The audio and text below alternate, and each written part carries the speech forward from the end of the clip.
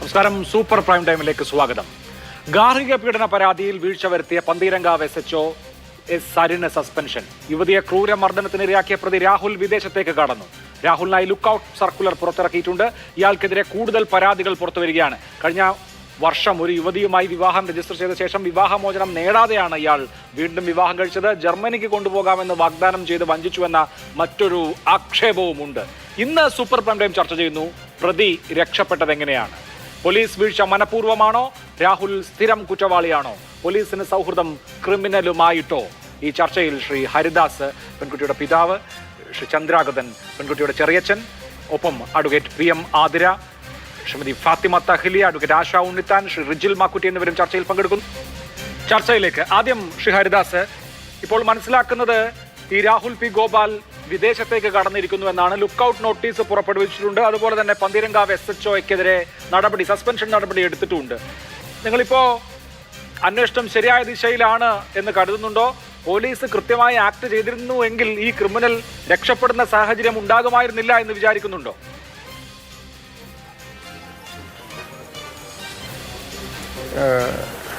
ഇത് അന്ന് ഞങ്ങൾ പരാതി കൊടുത്ത സമയത്ത് ആ പരാതിയിൽ പറഞ്ഞിരിക്കുന്നത് അനുസരിച്ചിട്ട് നടപടി സ്വീകരിച്ചിരുന്നുവെങ്കിൽ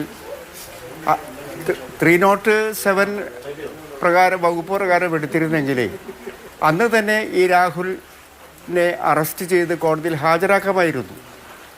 കാരണം ഞങ്ങളുടെ പരാതിയിലും മൊഴിയിലുമൊക്കെ അത്തരത്തിലുള്ള കാര്യങ്ങൾ പറഞ്ഞിട്ടുണ്ടായിരുന്നു. പക്ഷേ അദ്ദേഹം അത് ചെയ്തില്ല. അന്ന് ചെയ്തിരുന്നുവെങ്കിൽ ഈ രാഹുൽ ഇന്ന് രക്ഷപ്പെടുമായിരുന്നില്ല. അന്ന് അറസ്റ്റ് ചെയ്ത് കോടതിയിൽ ഹാജരാക്കേണ്ടതായിരുന്നു. അത് ചെയ്തില്ല. അതുകൊണ്ട് അത് ചെയ്യാത്തത് കൊണ്ടാണ് ഇന്ന് രാഹുലിനെ പിടിക്കാൻ കഴിയാത്തതും ലുക്കൌട്ട് നോട്ടീസ് പതിക്കേണ്ടി വന്നിരിക്കുന്നതും. അപ്പോൾ അന്ന് ചെയ്യാത്തതിൻ്റെ വീഴ്ചയുടെ ഫലമായിട്ടാണ് അദ്ദേഹത്തിന് ഇപ്പോൾ ഒരു സസ്പെൻഷൻ വന്നിരിക്കുന്നത്. അപ്പോൾ ചോദിച്ചു വാങ്ങിയ ഒരു ശിക്ഷ പോലെയായിട്ടാണ് എനിക്ക് തോന്നുന്നത്. അതെ, ഇതിപ്പോ മനഃപൂർവ്വമായി വരുത്തിയ വീഴ്ച എന്നാണോ താങ്കൾ വിചാരിക്കുന്നത്? അതല്ലാതെ ഇപ്പോ ഒരു പോലീസ് സ്റ്റേഷനിലേക്ക് ഒരു ഗാർഹിക പീഡന കംപ്ലൈന്റ് വന്നു, ഇത് ഭാര്യയും ഭർത്താവും തമ്മിലുള്ള ഇഷ്യൂ അല്ലേ എന്ന മട്ടിൽ ലാഘവത്തോടു കൂടി പോലീസുകാർ കൈകാര്യം ചെയ്യുന്ന സംഭവങ്ങളുണ്ട്. ഇത് അതാണോ? അതല്ല എങ്കിൽ ഈ രാഹുലിനോടുള്ള എന്തോ ഒരു ചങ്ങാത്തം വെച്ചിട്ട് ഇവർ മനഃപൂർവ്വം രക്ഷപ്പെട്ടു പോട്ടെ എന്ന് വിചാരിച്ചതാകുമോ? ഇത് മനഃപൂർവ്വമാണെന്ന് എനിക്ക് പൂർണ്ണമായിട്ട് പറയാൻ പറ്റില്ല. പക്ഷേ ഇത് ലാഘവത്തോടു കൂടി കണ്ടു. ഇത്രയും ക്രൂരമായി മർദ്ദിച്ചിട്ട് ഇത്രയും വലിയൊരു സംഭവം ഉണ്ടായിട്ട് അതിൻ്റേതായിട്ടുള്ള ഗൗരവത്തോടു കൂടി അദ്ദേഹം എടുത്തില്ല. പിന്നീട് ഈ ചാനലുകളും മറ്റുമൊക്കെ ഈ വാർത്തകളും ഒക്കെ ആയപ്പോൾ അദ്ദേഹത്തിന് ആ സീരിയസ്നെസ്സും അദ്ദേഹത്തിൻ്റെ ആ പ്രശ്നങ്ങളൊക്കെ അദ്ദേഹത്തിന് ബോധ്യം വന്നിട്ടുണ്ടാകും. അതെ, അന്ന് ഇപ്പൊ നിങ്ങൾ വീട്ടിൽ ചെല്ലുമ്പോൾ കുട്ടിയുടെ അവസ്ഥ കാണുന്നു. അമ്മ പറഞ്ഞതനുസരിച്ചാണെങ്കിൽ 2 പേര് ചേർന്ന് പെൺകുട്ടിയെ സ്റ്റേഷനിലേക്ക് നടത്തിച്ചുകൊണ്ടുവരേണ്ട സാഹചര്യമായിരുന്നു. എന്ന് പറഞ്ഞാൽ അത്രയും അവശയായിരുന്നു. അവിടെ ഈ മൊബൈൽ ചാർജറിന്റെ കേബിൾ കൊണ്ട് കഴുത്തിൽ കഴുത്തിൽ മുറുക്കിയതിന്റെ പരിക്ക് തന്നെ ഉണ്ടായിരുന്നു. പക്ഷെ എന്നിട്ടും പോലീസ് അവിടെ ഒന്നും നിങ്ങളോട് ഇരിക്കാൻ പോലും പറയുന്നില്ല. പുറത്ത് കല്ലിൽ ഇരിക്കേണ്ടി വന്നു. അതിനുശേഷം ഈ മെഡിക്കൽ സർട്ടിഫിക്കറ്റ് നിങ്ങൾ പോയി വാങ്ങിക്കൊണ്ട് വരൂ എന്ന് പറയുന്നു. അങ്ങനെ ആശുപത്രിയിൽ പോയി തിരിച്ചു വരുമ്പോൾ രാഹുൽ അവിടെ ഉണ്ട്, പോലീസുകാരുമായി ചിരിച്ചു കളിച്ചു നിൽക്കുന്നു. ഇങ്ങനെയൊക്കെയാണ് വിശദീകരിച്ചത്. അപ്പോൾ ഈ കാര്യത്തിൽ പോലീസ് എന്തുകൊണ്ട് ഇങ്ങനെ പെരുമാറിയെന്നാണ് വിചാരിക്കുന്നത്?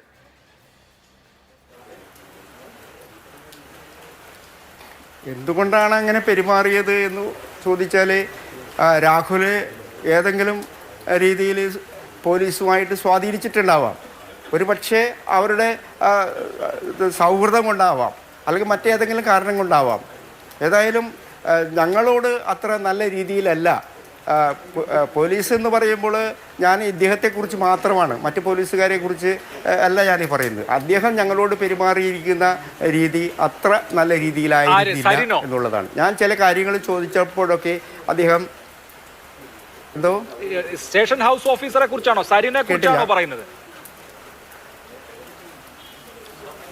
അതെ അതെ അതെ അതെ അതായത് അവിടുത്തെ CI ഇതിനെക്കുറിച്ചാണ്. ആ CI ആണ് ഞങ്ങളെ വിളിപ്പിക്കുന്നതും കാര്യങ്ങൾ ചോദിക്കുന്നതും ഞങ്ങൾ പറയുന്നതും. ഞാനും എൻ്റെ ഭാര്യയും ഉണ്ടായിരുന്നു. ഞങ്ങൾ കാര്യങ്ങൾ അതിൻ്റെ ഗൗരവത്തോടു കൂടി പറയുകയും ഞാൻ ആണ് അവിടെ പരാതി കൊടുക്കുന്നത്. അതോടൊപ്പം തന്നെ എൻ്റെ മകളുടെ മൊഴിയെടുത്തു. അപ്പോൾ അത് ഗൗരവത്തോടു കൂടി എടുത്ത് 307 അത് വകുപ്പ് കൊള്ളിച്ചിരുന്നു എങ്കിൽ അന്ന് തന്നെ ഈ കക്ഷിയെ അറസ്റ്റ് ചെയ്ത് കോടതിയിൽ ഹാജരാക്കാമായിരുന്നു. അങ്ങനെ വന്നിരുന്നുവെങ്കിൽ ഈ കക്ഷിക്ക് ഇന്ന് ഈ സസ്പെൻഷൻ വാങ്ങേണ്ടിയിരുന്നില്ല. ശരി. അല്ല, അതിനിടയ്ക്ക് അമ്മ പറഞ്ഞ ഒരു കാര്യം, വളരെ കൂളായി അവിടെ പോലീസുകാരോട് ഇടപെട്ടിരുന്നു, പോലീസുകാരും രാഹുലും തോളിൽ കൈയിട്ട് ചങ്ങാത്തം പ്രകടിപ്പിച്ചിരുന്നു എന്നൊക്കെയാണ്. അങ്ങനെയൊക്കെ ഉണ്ടോ? അങ്ങനെയൊക്കെ അവിടെ ഉണ്ടായി. വളരെ സൗഹൃദത്തോടു കൂടി അവർ കാര്യങ്ങൾ കൈകാര്യം ചെയ്യുകയും രാഹുലിൻ്റെ മുഖത്ത് പുഞ്ചിരി മാത്രമേ ഉണ്ടായിരുന്നുള്ളൂ. വളരെ സൗഹൃദത്തോടു കൂടിയാണ് ഒന്ന് രണ്ട് പോലീസുകാരായിട്ട് പുള്ളി പെരുമാറി വന്നത്. അല്ല, പോലീസിന്റെ ഉദ്ദേശം അവിടെ സ്റ്റേഷനിൽ വെച്ചൊരു അനുരഞ്ജനം ഉണ്ടാക്കുക, എന്നിട്ട് രണ്ടുപേരും കൂടി ഒരുമിച്ച്, അതായത് ഈ അതിക്രമിയായ രാഹുലും പെൺകുട്ടിയും കൂടി ഒരുമിച്ച് വീട്ടിലേക്ക് പോവുക എന്നുള്ള കാര്യത്തിന് തന്നെയാണോ പോലീസ് ശ്രമിച്ചത്? അങ്ങനെയാണ് ശ്രമിച്ചത്. കാരണം ഇവർ രണ്ടുപേരെയും കൂടി ചേർത്തിരുത്തിയപ്പോൾ അവൻ എൻ്റെ മകളെ ഇങ്ങനെ കെട്ടിപ്പിടിച്ചു. അപ്പോൾ ഞങ്ങളെല്ലാവരും കൂടി കയറി ചെന്ന്, ഇത് പറ്റില്ല, നിങ്ങളുടെ ഡ്യൂട്ടി ഇവരെ രമ്യതപ്പെടുത്തലല്ല, ഞാൻ തന്ന പരാതിയിൽ പരിഹാരമുണ്ടാക്കലാണ് എന്ന് പറഞ്ഞ് അപ്പോൾ അവിടുത്തെ ചില പോലീസുകാർ അവരെ മാറ്റിയിരുത്തി. അപ്പോൾ രമ്യതപ്പെടുത്താനാണ് ആദ്യം അവർ ശ്രമിച്ചത്. ഇതൊക്കെ സാധാരണ പോലെ നടക്കുന്ന സംഭവങ്ങളാണെന്നുള്ള രീതിയിലാണ് അദ്ദേഹം സംസാരിച്ചത്. ശരി, ഇത് സാധാരണ രീതിയിൽ നടക്കുന്നൊരു സംഭവമല്ല. അതിക്രൂരമായിട്ട് വധിക്കാനായിട്ട് തന്നെ തീരുമാനിച്ച് ചെയ്ത പ്രവൃത്തിയാണ്. മദ്യലഹരിയും ലൊക്കെയായിട്ട് മറ്റ് വസ്തുക്കളൊക്കെ ഉപയോഗിച്ച് ചെയ്ത പ്രവൃത്തിയാണ്. ശരി, ഇന്നിപ്പോ രാഹുലിനെ കുറിച്ച് കൂടുതൽ പരാതികൾ വരികയാണ്. കഴിഞ്ഞ കൊല്ലം ഒരു വിവാഹം രജിസ്റ്റർ ചെയ്തതിന് ശേഷം ആ വിവാഹം ഒഴിവാക്കാതെ, വിവാഹമോചനം നിയമപരമായി നേടാതെയാണ് താങ്കളുടെ മകളെ വിവാഹം കഴിച്ചിട്ടുള്ളത് എന്നൊരു പരാതി കോട്ടയം ഈരാറ്റുപേട്ടയിൽ നിന്ന് ഉണ്ടാവുന്നു. അതുപോലെ തന്നെ ജർമ്മനിയിലേക്ക് കൊണ്ടുപോകാമെന്ന് പറഞ്ഞു വഞ്ചിച്ചു എന്ന് ഒരു പരാതി, അതൊരു ആക്ഷേപമായി പരാതിയായി രേഖാമൂലം വന്നോ എന്നുള്ളത് ഇനിയും തീർച്ചയില്ല. അങ്ങനെയുള്ള ചില കാര്യങ്ങൾ വരുന്നുണ്ട്. അപ്പോൾ ഇയാളൊരു സ്ഥിരം കുറ്റവാളിയാണ് എന്നാണോ മനസ്സിലാക്കേണ്ടത്? തീർച്ചയായിട്ടും. കാരണം ഈ രാഹുലിൻ്റെ അമ്മ ഒരു ചാനലിൽ പറയുന്നത് ഞാൻ കേട്ടു. അതായത് മറ്റൊരു വിവാഹം കഴിച്ചു, അതായത് രജിസ്റ്റർ വിവാഹം കഴിച്ചു, അവരുമായിട്ട് കുറേ ദിവസങ്ങൾ ബാംഗ്ലൂരിൽ എവിടെയോ താമസിച്ചു, പിന്നീട് ആ ബന്ധം ഉപേക്ഷിച്ചു. എന്നാൽ അത് നിയമപരമായിട്ട് ഉപേക്ഷിക്കാതെയാണ് എൻ്റെ മകളെ വിവാഹം കഴിച്ചിരിക്കുന്നത്. ഇത് തികച്ചും ഒരു വഞ്ചനയാണ്, ഒരു വിവാഹ തട്ടിപ്പാണ് ഇതിൽ നടന്നിരിക്കുന്നത്. അതുകൂടാതെ വേറെയും കല്യാണ ആലോചനകൾ നടത്തുകയും എൻഗേജ്മെൻ്റ് വരെ എത്തുകയും, അപ്പോൾ ആ പെൺകുട്ടികളുടെ രക്ഷകർത്താക്കൾ ഇവനെ സംബന്ധിച്ച് അന്വേഷിച്ചപ്പോൾ ഇവൻ തികച്ചും ഒരു ഫ്രോഡാണ് എന്ന് മനസ്സിലാക്കിയതിൻ്റെ അടിസ്ഥാനത്തിൽ അത് വേണ്ടാന്ന് വയ്ക്കുകയാണ് ചെയ്തത്. അതുകൊണ്ട് ഇനി മറ്റൊരു കുട്ടിക്ക് ഇത് സംഭവിക്കാതിരിക്കണമെങ്കിൽ തക്കതായ ശിക്ഷ ഇവന് കൊടുത്തേ പറ്റൂ. ഇവനിപ്പോൾ രക്ഷപ്പെട്ടു എന്ന് പറയുന്നത് ആ CI അന്ന് ചെയ്തതിൻ്റെ അനാസ്ഥയാണ്. അല്ലെങ്കിൽ ഈ പ്രശ്നങ്ങൾ ഇത്രയും രൂക്ഷമാകുമായിരുന്നില്ല. ഇന്ന് പിന്നീട് ഞാൻ മുഖ്യമന്ത്രിക്കും DGPക്കും SP-ക്കും ഒക്കെ പരാതി കൊടുത്തു. മുഖ്യമന്ത്രി കർശനമായിട്ട് ഇതിൽ നടപടി സ്വീകരിക്കണമെന്ന് പറഞ്ഞതിൻ്റെ അടിസ്ഥാനത്തിൽ ACPയെ ചുമതലപ്പെടുത്തി, അദ്ദേഹത്തെ ഒഴിവാക്കിയിട്ട് ACPയെ ചുമതലപ്പെടുത്തി. ACP വളരെ സത്യസന്ധനായിട്ടുള്ള ഒരു ഓഫീസറാണ് എന്ന് എനിക്ക് ബോധ്യം വന്നിട്ടുണ്ട്. മുഖ്യമന്ത്രി അതിൻ്റെ ഗൗരവത്തോടു കൂടി തന്നെ ഈ കാര്യം കൈകാര്യം ചെയ്തതിൽ ഈ ഗവൺമെൻറ്റിനും മുഖ്യമന്ത്രിക്കും ഞാനൊരു ഗുഡ് സല്യൂട്ട് അടിക്കുകയാണ്. ശ്രീ ഹരിദാസ്, ഒപ്പം ഇന്നിപ്പോൾ ഈ രാഹുലിൻ്റെ അമ്മയും അതുപോലെ തന്നെ സഹോദരിയും ഒക്കെ ടെലിവിഷൻ ചാനലുകൾക്ക് മുമ്പിൽ പ്രത്യക്ഷപ്പെട്ട് കുറെ കാര്യങ്ങൾ പറയുന്നുണ്ടായിരുന്നു. അത് വ്യക്തിഹത്യാപരവുമാണ്. അങ്ങനെ മകളെ വ്യക്തിഹത്യ ചെയ്യാൻ ശ്രമം നടക്കുന്നതായി ശ്രദ്ധയിൽപ്പെടുന്നുണ്ടോ? അക്കാര്യത്തിൽ എന്തെങ്കിലും ഇടപെടൽ തേടിയിട്ടുണ്ടോ? അവർ ഇപ്പോൾ അവരുടെ ഭാഗത്ത് കുറ്റമുണ്ട് എന്നും ഈ പ്രവൃത്തികൾ ക്രൂരകൃത്യങ്ങൾ ചെയ്തതാണെന്നും പോലീസിനോടും ഞങ്ങളോടും സമ്മതിച്ചിട്ടുണ്ട്. പിന്നെ അവർ രക്ഷപ്പെടാൻ വേണ്ടി പല മാർഗങ്ങളും പല രീതിയിൽ സംസാരിക്കുന്നുണ്ട്. അത് ഞങ്ങളെ ബാധിക്കുന്ന വിഷയമല്ല. അത് തീർച്ചയായും ദയവായി തുടരണം. അഡ്വക്കേറ്റ് PM ആതിര, ഇപ്പോൾ മാധ്യമങ്ങളിൽ വലിയ വാർത്തയായപ്പോൾ പന്തീരാങ്കാവിലെ SHOയ്ക്ക് സസ്പെൻഷൻ വരുന്നു, ലുക്കൌട്ട് നോട്ടീസ് ഉണ്ടാവുന്നു. പക്ഷേ ആദ്യത്തെ മണിക്കൂറുകൾ കടന്നുപോയി. ഈ കുറ്റവാളി രക്ഷപ്പെട്ടിരിക്കുന്നു. ആ കുറ്റവാളി ഇനി തിരികെ കൊണ്ടുവരാൻ കഴിയുമോ എന്ന് പോലും അറിയില്ല. പോലീസ് അങ്ങേയറ്റം ലാഘവത്വത്തോടു കൂടി പെരുമാറിയത് എന്തുകൊണ്ടായിരിക്കും? ഇവിടെ കൊല്ലാനുള്ള ശ്രമം തന്നെ, അതായത് കഴുത്തിൽ ഒരു ചാർജറിന്റെ കേബിൾ മുറുക്കി വലിച്ചാൽ ആളപായപ്പെടാം. എന്നിട്ടും അവിടെ 307 ചാർജ് ചെയ്തിട്ടില്ല. അവിടെ SHOയുടെ ഡിസ്ക്രിപ്ഷൻ ഉപയോഗിച്ച് അറസ്റ്റ് ഒഴിവാക്കി. അങ്ങനെ അയാൾ അവിടെ നിന്ന് രക്ഷപ്പെടുന്ന സാഹചര്യവും ഉണ്ടായി. എന്തുകൊണ്ട് ഇത് സംഭവിക്കുന്നു എന്നാണ് താങ്കൾ വിചാരിക്കുന്നത്? കേരള പോലീസ് ഒട്ടേറെ ഇപ്പോൾ സമീപകാലത്തുള്ള ഒരുപാട് വിഷയങ്ങൾക്കകത്ത് വളരെ മാതൃകാപരമായിട്ട് ഇടപെടുന്ന ഒരു കാഴ്ച നമ്മൾ കണ്ടിട്ടുണ്ട്. പക്ഷെ അതിന് വിപരീതമായിട്ടാണ് പന്തീരങ്കാവ് പോലീസ് സ്റ്റേഷനിൽ നിന്ന് ഉണ്ടായിട്ടുള്ള നമുക്ക് ഈ കേസിനകത്ത് ഉണ്ടായിട്ടുള്ള അനുഭവം. പന്തീരങ്കാവ് പോലീസ് സ്റ്റേഷൻ സംബന്ധിച്ച ചില ആക്ഷേപങ്ങൾ ഇതിനു മുമ്പും നമ്മളൊക്കെ ശ്രദ്ധയിൽപ്പെടുകയും ഇടപെടുകയും പരിഹരിക്കാൻ ശ്രമിക്കുകയൊക്കെ ചെയ്തതാണ്. പക്ഷേ ഇത് വളരെ ഈ പറയുന്ന രീതിയിൽ നമ്മളൊന്നും പ്രതീക്ഷിക്കാത്ത വിധമാണ് ഈ പെൺകുട്ടിയോട് കേരളത്തിലെ ഒരു പോലീസ് സ്റ്റേഷനിൽ ഇങ്ങനെ പെരുമാറിയത്. നമുക്കൊക്കെ പ്രത്യേകിച്ച് കേരളത്തിലെ സ്ത്രീകളെ സംബന്ധിച്ചിടത്തോളം വലിയ ആശങ്കയുണ്ടാക്കിയത് തന്നെയാണ്. എന്തായാലും ഒരു ഇത്രയും പരിക്കുകളോട് വന്ന പെൺകുട്ടിയോട് ഇരിക്കാൻ കസേര കൊടുക്കാതിരിക്കുക, അവരോട് തന്നെ പോയി വൂണ്ട് സർട്ടിഫിക്കറ്റുമായിട്ട് ഹാജരാവാൻ വേണ്ടി പറയുക, പ്രതിയോട് വളരെ സൗഹാർദ്ദപൂർവ്വം പെരുമാറുക, ഈ ഇത്രയും പരിക്കേൽപ്പിച്ച പ്രതിയോടൊപ്പം തന്നെ വിക്ടിമിനെ ഇരുത്തി ഒരു കൺസീലിയേഷൻ ശ്രമം നടത്തുക, ഇതൊക്കെ ഒരു സാമാന്യ മര്യാദക്ക് നിരക്കാത്ത വിധമാണ് പന്തീരങ്കാവ് പോലീസ് സ്റ്റേഷൻ്റെ അകത്തു നിന്നുണ്ടായത്. ഒരിക്കലും ഉണ്ടാവാൻ വേണ്ടി പാടില്ലാത്തതാണ്.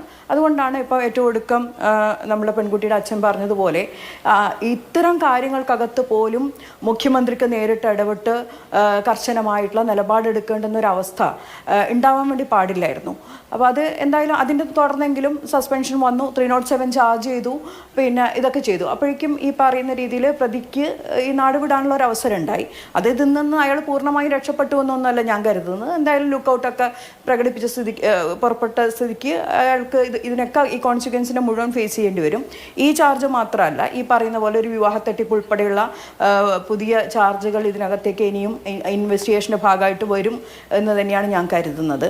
മറ്റൊന്ന് ഞാൻ വിചാരിക്കുന്നത്, പലപ്പോഴും മറ്റെല്ലാ കാര്യങ്ങൾക്കകത്തും വളരെ സയൻറ്റിഫിക് ആയിട്ടുള്ള ഇൻവെസ്റ്റിഗേഷനും വളരെ ഉടനടി നടപടികളും ഒക്കെ ഉണ്ടാകുന്നത് പോലെ ഒരു ദാമ്പത്യ ബന്ധത്തിലുണ്ടാകുന്ന തർക്കങ്ങളും പ്രശ്നങ്ങളും അതിക്രമങ്ങളുമായിട്ട് പോലീസ് സ്റ്റേഷനിൽ എത്തുന്ന സമയത്ത് പോലീസിൽ നിന്നുണ്ടാകുന്ന സമീപനത്തിൽ ഇപ്പോഴും വലിയ പ്രശ്നങ്ങൾ നിലനിൽക്കുന്നുണ്ട് എന്നുള്ളതാണ്. പ്രത്യേകിച്ച് മുമ്പ് ഈ 498 കേസൊക്കെ കുറച്ചുകൂടി വളരെ പിന്നെ പ്രതിയെ അറസ്റ്റ് ചെയ്യുകയും ജയിലിലിടുകയും ഒക്കെ ചെയ്തിരുന്നൊരവസ്ഥയിൽ നിന്ന് 2014 ഒരു കേസിൽ വിധി സുപ്രീം കോടതി പറഞ്ഞതോടുകൂടി വന്നിട്ടുള്ളൊരു മാറ്റമുണ്ട്. അപ്പോൾ അതോടുകൂടി ഇവർക്ക് ഇതിന് മുമ്പേ വിളിച്ചു വരുത്താം, സംസാരിക്കാം, ഇതിനൊക്കെയുള്ള അധികാരം പോലീസിനാണ് ആ സുപ്രീം കോടതി വിധി പ്രകാരം ലഭിക്കുന്നത്. അത് പോലീസ് അത് എക്സസൈസ് ചെയ്യുന്നത് വളരെ വിചിത്രമായ രീതിയിൽ പാട്രിയാർക്കിയുടെ മൂല്യബോധങ്ങളിൽ നിന്നുകൊണ്ട് പെൺകുട്ടിയോട് ഇത് സഹിക്കേണ്ടതല്ലേ എന്ന് പറയുക, പുരുഷനോട് ഇനി ഇവളെ തല്ലരുതെന്നൊക്കെ പറഞ്ഞ് മീശ വരിച്ച് പറയുക, ആ വിരോധം കൂടി വീട്ടിലെത്തുമ്പം ഈ പുരുഷൻ സ്ത്രീയോട് വീണ്ടും പ്രകടിപ്പിക്കുക. ഇതിനൊക്കെയുള്ള ഒട്ടേറെ ഉദാഹരണങ്ങൾ ഇത്തരം മാധ്യമ ശ്രദ്ധ പിടിച്ചു പറ്റാത്ത കേസുകൾക്കകത്ത് തന്നെ ഇപ്പോഴും നിലനിൽക്കുന്നുണ്ട്. പല പോലീസ് സ്റ്റേഷനുകൾക്കകത്തും പോലീസ് ഈ പറയുന്ന രീതിയിലേക്കുള്ള തറവാട്ട് കാരണവന്മാരുടെ റോളിലേക്ക് മാറുന്നത് ഈ 2014 വിധിനെ തുടർന്നാണ്. അതിലൊരു മാറ്റം വരാത്തടത്തോളം കാലം ഇത് പല രീതിയിൽ ഇതിന്റെ ആവർത്തനങ്ങൾ നമ്മൾ ഈ കണ്ടുകൊണ്ടേ ഇരിക്കേണ്ടി വരും. അനേഷ് കുമാർ കേസ് വിധി വന്ന സമയത്ത് തന്നെ ഇന്ത്യയിലെ സ്ത്രീ പ്രസ്ഥാനങ്ങൾ അതിനെതിരായിട്ട് ഒപ്പുശേഖരണവും സുപ്രീം കോടതിക്ക് നിവേദനം സമർപ്പിക്കുകയൊക്കെ ചെയ്തിട്ടുണ്ട്. അതുണ്ടാക്കുന്ന അപകടത്തെക്കുറിച്ച് അന്ന് നമ്മൾ പറഞ്ഞിട്ടുണ്ട്. അതിന്റെ തുടർച്ച നമ്മളിപ്പോൾ കണ്ടുകൊണ്ടേ ഇരിക്കുകയാണ്.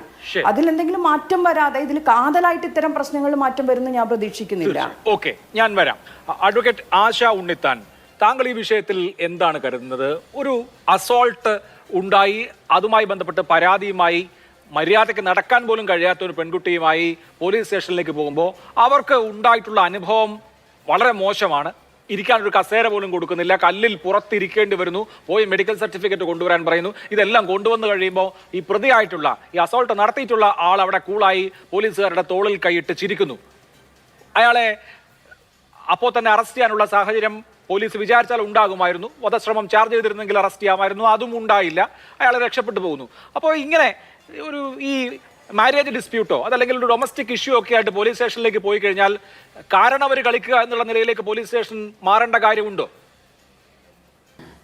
KP ആക്ടിൽ 140 എന്ന് പറഞ്ഞൊരു സെക്ഷൻ ഉണ്ട്, dereliction of by the duty of police officer എന്ന് പറഞ്ഞിട്ട്. അത്തരം ഡെർലിക്ഷൻ ഓഫ് ഡ്യൂട്ടി പോലീസ് ഓഫീസറിൻ്റെ ഭാഗത്തുനിന്ന് വരുമ്പോൾ ഇപ്പം അതായത് നിയമപരമായി ചെയ്യേണ്ട കടമകൾ ചെയ്യാണ്ടിരിക്കുക, ഒരു പോലീസ് ഓഫീസർ എന്ന നിലയിൽ പ്രവർത്തിക്കാതിരിക്കുക, unbecoming of a police officer, അതായത് പ്രതിയുടെ തോളിൽ കൈയിട്ട് നിൽക്കുക, പ്രതിനെ വളരെ കംഫർട്ടാക്കുക എന്നൊക്കെയുള്ള സംഗതികളുണ്ടല്ലോ. അപ്പോൾ അത്തരം കാര്യങ്ങളൊക്കെ ചെയ്യുമ്പോൾ അത് ഓൾറെഡി ഇൻറ്റിമിഡേറ്റിംഗ് ദ വിക്ടിം എന്നാണ് അവിടെ. അപ്പോൾ അത്തരം അവസ്ഥയിൽ ഈ ഒരു സെക്ഷൻ എടുത്തിട്ട് കേരളത്തിൽ ഉപയോഗിച്ചായിട്ട് കാണുന്നില്ല.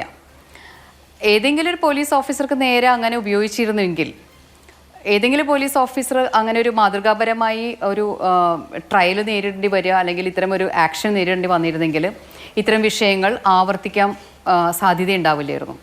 കാരണം പരാതിയുമായി വരുന്ന മനുഷ്യർ ഒരു അവസാനത്തെ സൊളേസ് അല്ലെങ്കിൽ ആശ്രയമായിട്ടാണ് ഈ പോലീസ് സ്റ്റേഷനിലേക്ക് എത്തുന്നത്. ചിലപ്പോൾ ബന്ധുക്കളായിട്ട് സംസാരിക്കുക, സാമുദായിക സംഘടനകളായിട്ട് സംസാരിക്കുക, അല്ലെങ്കിൽ മറ്റു പല കൗൺസിലിംഗ് സെൻറ്റേഴ്സിലേക്ക് പോവുക. ഇതിനൊക്കെ ശേഷമാണ് പലപ്പോഴും അവിടെ എത്താറുള്ളത്. ഈ കേസിൽ ആ കുട്ടി അതിഭീകരമായി ഉപദ്രവിച്ചതിന് ശേഷമാണ് അവരവിടെ എത്തിയത്. അത് കണ്ടിട്ട് പോലും ആ ഉപദ്രവിച്ച വ്യക്തിയുടെ കൂടി ഇരുത്തുക എന്നൊക്കെ പറയുമ്പോൾ അത് എത്ര ട്രോമാറ്റിക് ആയിട്ടുള്ള ഒരു എക്സ്പീരിയൻസ് ആണ്. അതും ഈ മാതാപിതാക്കളും പരാതി കൊടുത്ത അച്ഛനൊക്കെ അത് എത്ര ഇൻസൾട്ടിങ്ങും കൂടിയാണ് എന്ന് ആലോചിച്ച് നോക്കും. അപ്പോൾ ഇവിടെ police officer unbecoming of a police officer ആവുക മാത്രമല്ല, ആ ഡ്യൂട്ടിയിൽ നിന്ന് വ്യതിചലിച്ചുകൊണ്ടുള്ള നിരുത്തരവാദിത്തപരമായി പെരുമാറുകയും എടുക്കേണ്ട തൊഴിൽ ചെയ്യാതിരിക്കുകയൊക്കെ ചെയ്യുകയും ചെയ്തിട്ടുണ്ട്. അപ്പോൾ രണ്ട് രീതിയിലാണ് ഇത് നോക്കി കാണേണ്ടത്. ഒന്നാമത്തെ വിഷയം എന്ന് പറഞ്ഞാൽ ഒരു ഒഫൻസ് സംഭവിച്ചു കഴിഞ്ഞു, അപ്പോൾ എടുക്കേണ്ട കർത്തവ്യം ചെയ്യുന്നില്ല. രണ്ടാമത്തെ വിഷയം എന്ന് പറയുന്നത് എങ്ങനെയാണോ പ്രതിയെ സപ്പോർട്ട് ചെയ്യുന്നുള്ള വിഷയമാണ്.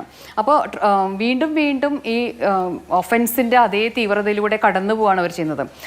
അവിടെ വെച്ച് വീണ്ടും ഹ്യൂമിലേറ്റ് ചെയ്യപ്പെടുകയാണ്, അവിടെ വെച്ച് വീണ്ടും അവർ ഇൻസൾട്ട് ചെയ്യപ്പെടുകയാണ്, ഹേർട്ട് ചെയ്യപ്പെടുകയാണ് എന്നുള്ളതാണ്. പിന്നെ അവരുടെ നിയമപരമായി ലഭിക്കേണ്ട അവകാശങ്ങളുടെ മുഴുവൻ നിഷേധം അവിടെ നടക്കുകയാണ്. അവർക്ക് വേണ്ടുന്ന യാതൊരുവിധ സഹായവും നൽകാതിരിക്കുക, അവർക്കൊരു മെഡിക്കൽ സപ്പോർട്ടൊന്നും അല്ലെങ്കിൽ അവർക്ക് വേണ്ടുന്ന ഒരു കൗൺസിലിംഗ് ഒന്നുമില്ല. അവരെ ഒന്നുമില്ലാതാക്കി നിർത്തുക ചെയ്യുന്നത്. ഇത്രയും വലിയ ഗ്രേവ് ഒഫൻസ് ആണ് എന്നുള്ളത് ഒരു ഹാബിച്വലി എല്ലാവരും അനുഭവിക്കുന്നതല്ലേ എന്ന് പറഞ്ഞ ലാഘവത്തോടെ കാണുക. It's on the 6th day of their marriage. ഒന്ന് ആലോചിച്ച് നോക്കൂ, അവർ വിവാഹം കഴിച്ചിട്ട് ഒരുപാട് നാളായിരുന്നോ അല്ലെങ്കിൽ അവരുടെ ഇടയിൽ എന്തെങ്കിലും വഴക്കുണ്ടെന്നോ അങ്ങനെയൊന്നുമില്ല. 6ാം ദിവസം ഒരു പരിചയം പോലും അവരായിട്ടുണ്ടാവില്ല. ആ ദിവസത്തിൽ ഇത്രമേൽ ക്രൂരമായി പെരുമാറുന്നുണ്ടെങ്കിൽ ആ പ്രതിക്ക് കൃത്യമായി തന്നെ വയലൻസ് ഉണ്ട്, അതിൽ ക്രിമിനാലിറ്റി ഉണ്ട്, അല്ലെങ്കിൽ അയാൾക്ക് മറ്റെന്തെങ്കിലും പ്രശ്നങ്ങളുണ്ട് എന്ന് മനസ്സിലാക്കാനുള്ള ഒരു കോമൺ സെൻസ് ഈ പോലീസ് ഓഫീസർ കാണിക്കുന്നില്ല. അപ്പോൾ ആ പോലീസ് ഓഫീസറും പ്രതിയും തമ്മിൽ ഒരേ തൂവൽ പക്ഷികളായി നിൽക്കുകയാണ്. They are having the same patriarchy എന്നുള്ള സംഗതിയാണ് അവിടെ കാണുന്നത്. അല്ലെങ്കിൽ പിന്നെ അടിക്കുക എന്നുള്ളത് സ്വാഭാവികമായിട്ട് കാണുന്ന പോലീസ് ഉദ്യോഗസ്ഥൻ എന്ന് പറഞ്ഞിട്ടുണ്ടെങ്കിൽ അദ്ദേഹത്തിൻ്റെ വീട്ടിലെ ആൾക്കാരും അദ്ദേഹത്തിന് മുന്നിൽ വരുന്ന സ്ത്രീകളും അദ്ദേഹമായിട്ട് ഇടപെടുന്ന സഹപ്രവർത്തകരായിട്ടുള്ള സ്ത്രീകളുടെയൊക്കെ അവസ്ഥ ആലോചിച്ച് നോക്കും. പുരുഷൻ സ്ത്രീയെ അടിക്കുന്നത് വളരെ സ്വാഭാവികമായി കാണുന്ന ഒരാൾ. അപ്പോൾ ഇതൊക്കെ വളരെ ഇൻറ്റിമിഡേറ്റിംഗ് ആണ്. കേരളത്തിലെ പോലീസ് സ്റ്റേഷനുകളിലേക്ക് കയറി ചെല്ലുമ്പോൾ ഇത്ര ഇൻറ്റിമിഡേറ്റിംഗ് ആയിട്ടുള്ള ഒരു അവസ്ഥ ഉണ്ടാവുക പറഞ്ഞാൽ law and order, right to life, ഇതൊക്കെ എവിടെയാണ് പ്രൊട്ടക്ട് ചെയ്യപ്പെടുന്നത് വലിയൊരു ക്വസ്റ്റ്യൻ ആണ്. സംഭവം ശരി, ഇപ്പൊ ഇത്രയും ഹ്യൂ ആൻഡ് ക്രൈ ഉണ്ടായതിന് ശേഷം ഒരു സസ്പെൻഷൻ വന്നു. യെസ്, അതൊരു ഗൗരവമുള്ള വിഷയമാണ്. ഞാൻ ശ്രീ റിജിലിലേക്കും ശ്രീമതി ഫാത്തിമയിലേക്കും വരാതിന് മുൻപ് ശ്രീ ഹരിദാസിന് ഇപ്പോൾ തന്നെ പോകണമെന്നുള്ളതുകൊണ്ടാണ്. ശ്രീ ഹരിദാസ്, ഇപ്പോൾ നമ്മുടെ സമൂഹത്തിൽ ഇങ്ങനെയുള്ള സംഭവങ്ങൾ ഉണ്ടാവുന്നുണ്ട്. അതിൻ്റെ ഏറ്റവും ദാരുണമായ ചില കാര്യങ്ങൾ സമീപകാലത്ത് നമ്മൾ കണ്ടിട്ടുണ്ട്. വിസ്മയ, ഉത്തര, മുഫിയ, പർവീൻ തുടങ്ങിയ പെൺകുട്ടികളുടെ മരണം നമ്മൾ കണ്ടിട്ടുണ്ട്. അത് ഉണ്ടാവുന്നത് ഇങ്ങനെയൊക്കെയുള്ള പ്രശ്നങ്ങൾ മക്കൾ പറഞ്ഞാൽ പോലും അത് ശരിയായിക്കോളും, തുടക്കമല്ലേ അതല്ലെങ്കിൽ എന്നൊക്കെ പറഞ്ഞ് ഈ പെൺകുട്ടികൾ ഉയർത്തുന്ന ആശങ്കകളെ ഒരു തരത്തിൽ സമാധാനിപ്പിക്കുകയോ അത് കേൾക്കാതിരിക്കുകയോ ചെയ്യുന്ന പാരൻസ് ഉള്ളപ്പോഴാണ് ഇങ്ങനെയുള്ള കൊലപാതകങ്ങൾ പോലും ഉണ്ടാവുന്നത്. പലപ്പോഴും വളമാകുന്നതും അതാണ്. പക്ഷെ നിങ്ങൾ ഈ കുട്ടി ആക്രമിക്കപ്പെട്ടു എന്ന് കണ്ട ഉടനെ വളരെ ശക്തമായി ആദ്യം പോലീസ് സ്റ്റേഷനിലേക്ക് പോകുന്നു, പിന്നെ കുട്ടിയെ കൂടെ കൊണ്ടുവരുന്നു, അങ്ങനെ വളരെ ശക്തമായ നിലപാടെടുത്തു എന്നുള്ളതാണ് ഇതിൽ ഏറ്റവും പോസിറ്റീവായി ഞാൻ കാണുന്ന ഒരു കാര്യം. അതൊരു മാതൃകയുമാണ്. അപ്പോൾ ഇനി താങ്കൾക്ക് സമൂഹത്തോട് ഇങ്ങനെ ഒരു കല്യാണം കഴിച്ചു എന്നതിന്റെ പേരിൽ തല്ലാനും കൊല്ലാനും ഒക്കെ പിന്നെയുള്ള അധികാരം ഈ കല്യാണം കഴിക്കുന്ന ആൾക്കാണ് എന്ന നില ഇപ്പോഴും ഉള്ള ഒരു സമൂഹത്തോട് താങ്കൾക്ക് അക്കാര്യത്തിൽ എന്താണ് പറയാനുള്ളത്? നമ്മൾ പലപ്പോഴും പറയാറുണ്ട്, ഇതേപോലുള്ള സംഭവങ്ങൾ ഉണ്ടായാൽ ഇനി ഒരു പെൺകുട്ടിക്കും ഇതേപോലുള്ള ദുരവസ്ഥ ഉണ്ടാവരുത് എന്ന്. ഞാനിത് ചെയ്തത് എൻ്റെ പെൺകുട്ടിയെ, എൻ്റെ മകളെ രക്ഷപ്പെടുത്തുക എന്നത് മാത്രമല്ല, സമൂഹത്തിലെ മൊത്തം ഇതേപോലുള്ളൊരു പ്രശ്നമുണ്ടാവരുത് എന്നതിന് വേണ്ടി കൂടിയാണ് ഞാൻ എൻ്റെ മകളെ ആ വീട്ടിൽ നിന്ന് ഇറക്കി പോലീസ് സ്റ്റേഷനിലേക്ക് കൊണ്ടുവന്നത്. ആ പോലീസ് സ്റ്റേഷനിൽ നിന്ന് ന്യായമായിട്ടുള്ള ഒരു നടപടിക്രമം അവിടെ നടത്തിയിരുന്നുവെങ്കിൽ, ഇവരെ അറസ്റ്റ് ചെയ്ത് കോടതിയിൽ ഹാജരാക്കിയിരുന്നുവെങ്കിൽ ഇത്തരം പ്രശ്നം ഞാൻ മുഖ്യമന്ത്രിക്ക് പോലും പരാതി കൊടുക്കേണ്ട അവസ്ഥ വരില്ലായിരുന്നു. അത് ചെയ്തില്ല. അതുകൊണ്ട് ഇത് മാതൃകാപരമായിട്ടുള്ള ശിക്ഷ അവർ കൊടുക്കണം. അവൻ ഇവിടെ നിന്ന് വിട്ടുപോയിട്ടുണ്ടെങ്കിലും അവനെ പിടികൂടാനുള്ള എല്ലാവിധ സോഴ്സും പോലീസും ഗവൺമെൻറ്റും നടത്തും എന്നാണ് ഞാൻ വിശ്വസിക്കുന്നത്. അങ്ങനെ ചെയ്തെങ്കിൽ മാത്രമാണ് മറ്റ് ഇതേപോലുള്ള ക്രിമിനൽസുകൾക്ക് ഒരു ബോധവൽക്കരണം, കേവലം ഒരു ബോധവൽക്കരണ ക്ലാസ് നടത്തിയത് കൊണ്ട് മാത്രം എല്ലാവരും നന്നാകും, രക്ഷപ്പെടും. അവർക്ക് ശിക്ഷയാണ് കൊടുക്കേണ്ടത്. അപ്പോൾ മാത്രമാണ് ഇത്തരം ആളുകൾക്ക് ഒരു പാഠമാവുകയുള്ളൂ. അതിനുവേണ്ടിയാണ് ഞാനിത് ചെയ്തിരിക്കുന്നത്. ഇനി ആർക്കും ഒരിക്കൽ പോലും ഈ കൊച്ചു കേരളത്തിൽ സംഭവിക്കാൻ പാടില്ല. സ്വാഗതാർഹമായ ഒരു കാര്യമാണ് അത്. ശ്രീ റിജിൽ മാക്കുറ്റി, കേരളം ഇത്തരത്തിലുള്ള സംഭവങ്ങൾ നിരന്തരം എന്നോണം കാണുന്നു എന്ന് പറയേണ്ടി വരും. മരണങ്ങളൊക്കെ സംഭവിക്കുമ്പോഴാണ് അത് സജീവമായ ചർച്ചയാവുക. ഇവിടെ ഇപ്പോൾ ഒരു പെൺകുട്ടിയുടെ കുടുംബം വളരെ ശക്തമായി ഇക്കാര്യം മുന്നോട്ട് കൊണ്ടുപോയതുകൊണ്ട് ഇതെല്ലാവരും അറിഞ്ഞു ചർച്ച ചെയ്യുന്നു എന്നുള്ളതേ ഉള്ളൂ. അടക്കി വെക്കുന്ന, പുറത്തേക്ക് വരാത്ത, പരാതിയാകാത്ത ഒരുപാട് സംഭവങ്ങൾ, ഗാർഹിക പീഡനങ്ങൾ രൂപത്തിൽ നമ്മുടെ സമൂഹത്തിൽ നടക്കുന്നുണ്ട്. അപ്പോൾ ഈ കാര്യത്തിൽ നമ്മുടെ സംവിധാനം, പോലീസ് വളരെ ലാഘവ ബുദ്ധിയോടുകൂടിയാണ് പെരുമാറുന്നത് എന്ന് പറയേണ്ടി വരില്ലേ?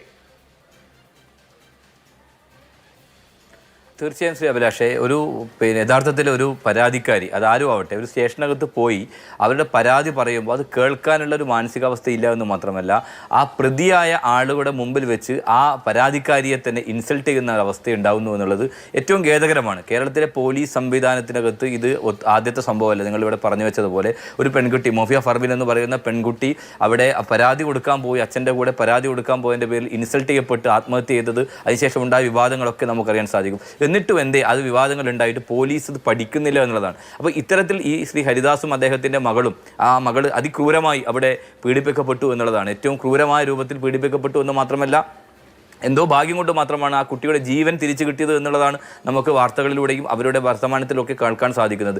എന്നിട്ട് ആ വേച്ച് അല്ലെങ്കിൽ അടികൊണ്ട് ആക്രമിക്കപ്പെട്ട് വളരെ വല്ലായികയായി അവർ ആ സ്റ്റേഷനകത്ത് പരാതി പറയുമ്പോൾ ആ പരാതി കേൾക്കാതെ അത് ഒത്തുതീർക്കാതെ ആണധികാരത്തിൻ്റെ ഒരു ശബ്ദമായി കേരളത്തിലെ പോലീസ് സംവിധാനം മാറുകയാണ്. പ്രത്യേകിച്ച് ഇരയോടൊപ്പം നിൽക്കേണ്ട ഒരു പോലീസ് ഈ ഇരയോടൊപ്പമല്ലാതെ ഈ വേട്ടക്കാരൻ്റെ കൂടെ നിൽക്കുകയും അവൻ്റെ കൂടെ തോളിൽ കൈയിട്ട് നിൽക്കുകയും ചെയ്തുകൊണ്ടിരിക്കുന്നത് എന്ത് സന്ദേശമാണ് കേരളത്തിലെ പോലീസ് ഇത്തരത്തിലുള്ള സംഭവങ്ങളിൽ കൊടുക്കുന്നത് എന്നുള്ള വലിയ ചോദ്യമുണ്ട്. അപ്പോൾ സമീപകാലത്ത് നമ്മുടെ നാട്ടിനകത്ത് നടന്നുകൊണ്ടിരിക്കുന്ന ഇത്ര ഒരുപാട് സംഭവങ്ങൾ നമ്മുടെ മുമ്പിലുണ്ട്. പല കേസുകളും പ്രമാദമായ കേസുകളായി വരുന്നതും വാർത്തകൾ ഇടം പിടിക്കുന്നതുകൊണ്ടാണ്. ഈ വാർത്തകൾ ഇടം പിടിക്കാതെ നീതി കിട്ടാത്ത എത്രയോ ആളുകളുണ്ട്. ശ്രീ ഹരിദാസൻ അദ്ദേഹം അത് ശക്തമായ രൂപത്തിൽ ഇടപെടുകയും അതുമായി ബന്ധപ്പെട്ടത് മാധ്യമങ്ങളിലൂടെ പുറത്തു വരികയും മാത്രമല്ല അദ്ദേഹത്തിൻ്റെതായ സ്വാധീനം ഉപയോഗിച്ചുകൊണ്ട് പ്രത്യേകിച്ച് അദ്ദേഹം ഇടപെട്ടു എന്നുള്ളത് കൊണ്ടാണ് ഈ കേസിനകത്ത് തുമ്പുണ്ടായതും ഈ കേസ് അന്വേഷിക്കണമെന്ന് മേലുദ്യോഗസ്ഥന്മാർ അന്വേഷിക്കാനും ഇതുമായി ബന്ധപ്പെട്ട കാര്യങ്ങൾ മുമ്പോട്ട് വന്നിട്ടുള്ളത്. യഥാർത്ഥത്തിൽ നമുക്കറിയാൻ സാധിക്കുന്നത് എന്താണ് ഈ പോലീസിനെ നിയന്ത്രിക്കുന്ന ആരാണ്? പോലീസിനെ നിയന്ത്രിക്കാൻ ഒരു സംവിധാനം കേരളത്തിലില്ലേ എന്നുള്ള ചോദ്യമാണ്. ഇത് ഒറ്റപ്പെട്ട സംഭവമായി നമ്മളൊക്കെ പറയുന്നുണ്ട്. ഒറ്റപ്പെട്ട സംഭവങ്ങളെയല്ല, ഇതുപോലെ സംഭവങ്ങൾ ആവർത്തിച്ചു കൊണ്ടിരിക്കുന്ന സംഭവങ്ങൾ നമ്മൾ എത്ര നിരവധി ഫ്ലോറിൽ തന്നെ ചർച്ച ചെയ്തിട്ടുണ്ട്. 8 വയസ്സുകാരി ഒരു പെൺകുട്ടി, ഒരു കുഞ്ഞ് ഒരു പിങ്ക് പോലീസിനെതിരെ പരാതി കൊടുത്തു. ആ പരാതിക്ക് നടപടി ഉണ്ടാകുമെന്ന് പറഞ്ഞപ്പോൾ ആ പെൺകുട്ടിക്കെതിരെ പോലീസ് ഹൈക്കോടതിയിലേക്ക് അപ്പീൽ പോയ സർക്കാർ ഇവിടെ ഉണ്ട് എന്നുള്ളത് നമ്മൾ ഇതിൻ്റെ കൂടെ ചേർത്ത് പറയേണ്ട കാര്യമാണ്. അപ്പോൾ അങ്ങനെയുള്ള ഒരുപാട് സംഭവങ്ങൾ കേരളത്തിനകത്ത് ആവർത്തിക്കപ്പെടുന്നു. ഇത്തരത്തിൽ സ്ഥിരമായി സ്ത്രീകൾ പീഡിപ്പിക്കപ്പെടുന്ന അവസ്ഥയുണ്ടാകുന്നു. അവർ രാവിലെകൾ അവർ നടക്കാൻ പോകുമ്പോൾ അല്ലെങ്കിൽ അവർ നടക്കാൻ പോകുമ്പോൾ അവരെ ആക്രമിക്കപ്പെടുന്ന സംഭവങ്ങൾ നമ്മുടെ മുമ്പിലുണ്ടല്ലോ. തിരുവനന്തപുരത്ത് തന്നെ ഇതേ ഒരു സംഭവം എത്രയോ വിവാദമായിരുന്നു. ഒരു ഡോക്ടർക്ക് നേരെ നടന്ന അക്രമങ്ങൾ അത് ചർച്ച ചെയ്യപ്പെട്ടു. ആ സമയത്ത് പോലും ആ പരാതി കൊടുത്തിട്ട് ആ സ്റ്റേഷനകത്തെ പോലീസ് ഉദ്യോഗസ്ഥന്മാർ കൃത്യമായ നിലപാടെടുത്തില്ല എന്നുള്ളതാണ്. ആ പ്രതി ആ തിരുവനന്തപുരത്തെ മ്യൂസിയം പോലീസ് സ്റ്റേഷൻ്റെ അകത്ത് തന്നെ അതിൻ്റെ പരിസരത്ത് തന്നെ നിന്നു എന്ന് മാത്രമല്ല സെക്രട്ടേറിയറ്റിനകത്ത് തന്നെ അയാൾ ഉണ്ടായി എന്നുള്ളതൊക്കെ നമ്മുടെ മുമ്പിലുണ്ട്. അപ്പോൾ എന്തുകൊണ്ടാണ് പോലീസ് ഇങ്ങനെ ലാഘവത്തോടെ നിയന്ത്രിക്കുന്നത്? ഇത് നിയന്ത്രിക്കാൻ ഇവിടെ സംവിധാനമില്ലേ? ഇവിടെ എന്താണ് ജംഗിൾ രാജാണോ? ഇവിടെ പോലീസ് നിയന്ത്രിക്കപ്പെടേണ്ട അല്ലെങ്കിൽ പോലീസ് കുറ്റകൃത്യങ്ങൾ നടക്കുമ്പോൾ ആ പ്രതികളെ സംരക്ഷിക്കാൻ ആണോ ഈ പോലീസിന്റെ ഉത്തരവാദിത്വം? അല്ലെങ്കിൽ ഇരകളോടൊപ്പം നിന്ന് അവർക്ക് നീതി വാങ്ങിച്ചു കൊടുക്കുകയാണോ എന്നുള്ള ചോദ്യമുണ്ട്. ഞാനിത് മനസ്സിലാക്കുന്നു വളരെ കൃത്യമായ രൂപത്തിലുള്ള ഒരു ഇടപെടൽ നടത്തിയത് കൊണ്ട് മാത്രമാണ്, പ്രത്യേകിച്ച് അദ്ദേഹത്തിന്റെ രാഷ്ട്രീയപരമായ ചില ഇടപെടൽ ഉൾപ്പെടെ അദ്ദേഹം നടത്തിയത് കൊണ്ട് മാത്രമാണ് ഇപ്പോഴെങ്കിലും അദ്ദേഹത്തിന് നീതി കിട്ടിയത്. ഒരു രാഷ്ട്രീയ പിൻബലവുമില്ലാത്ത സാധാരണ സാധാരണക്കാരായ പാവപ്പെട്ട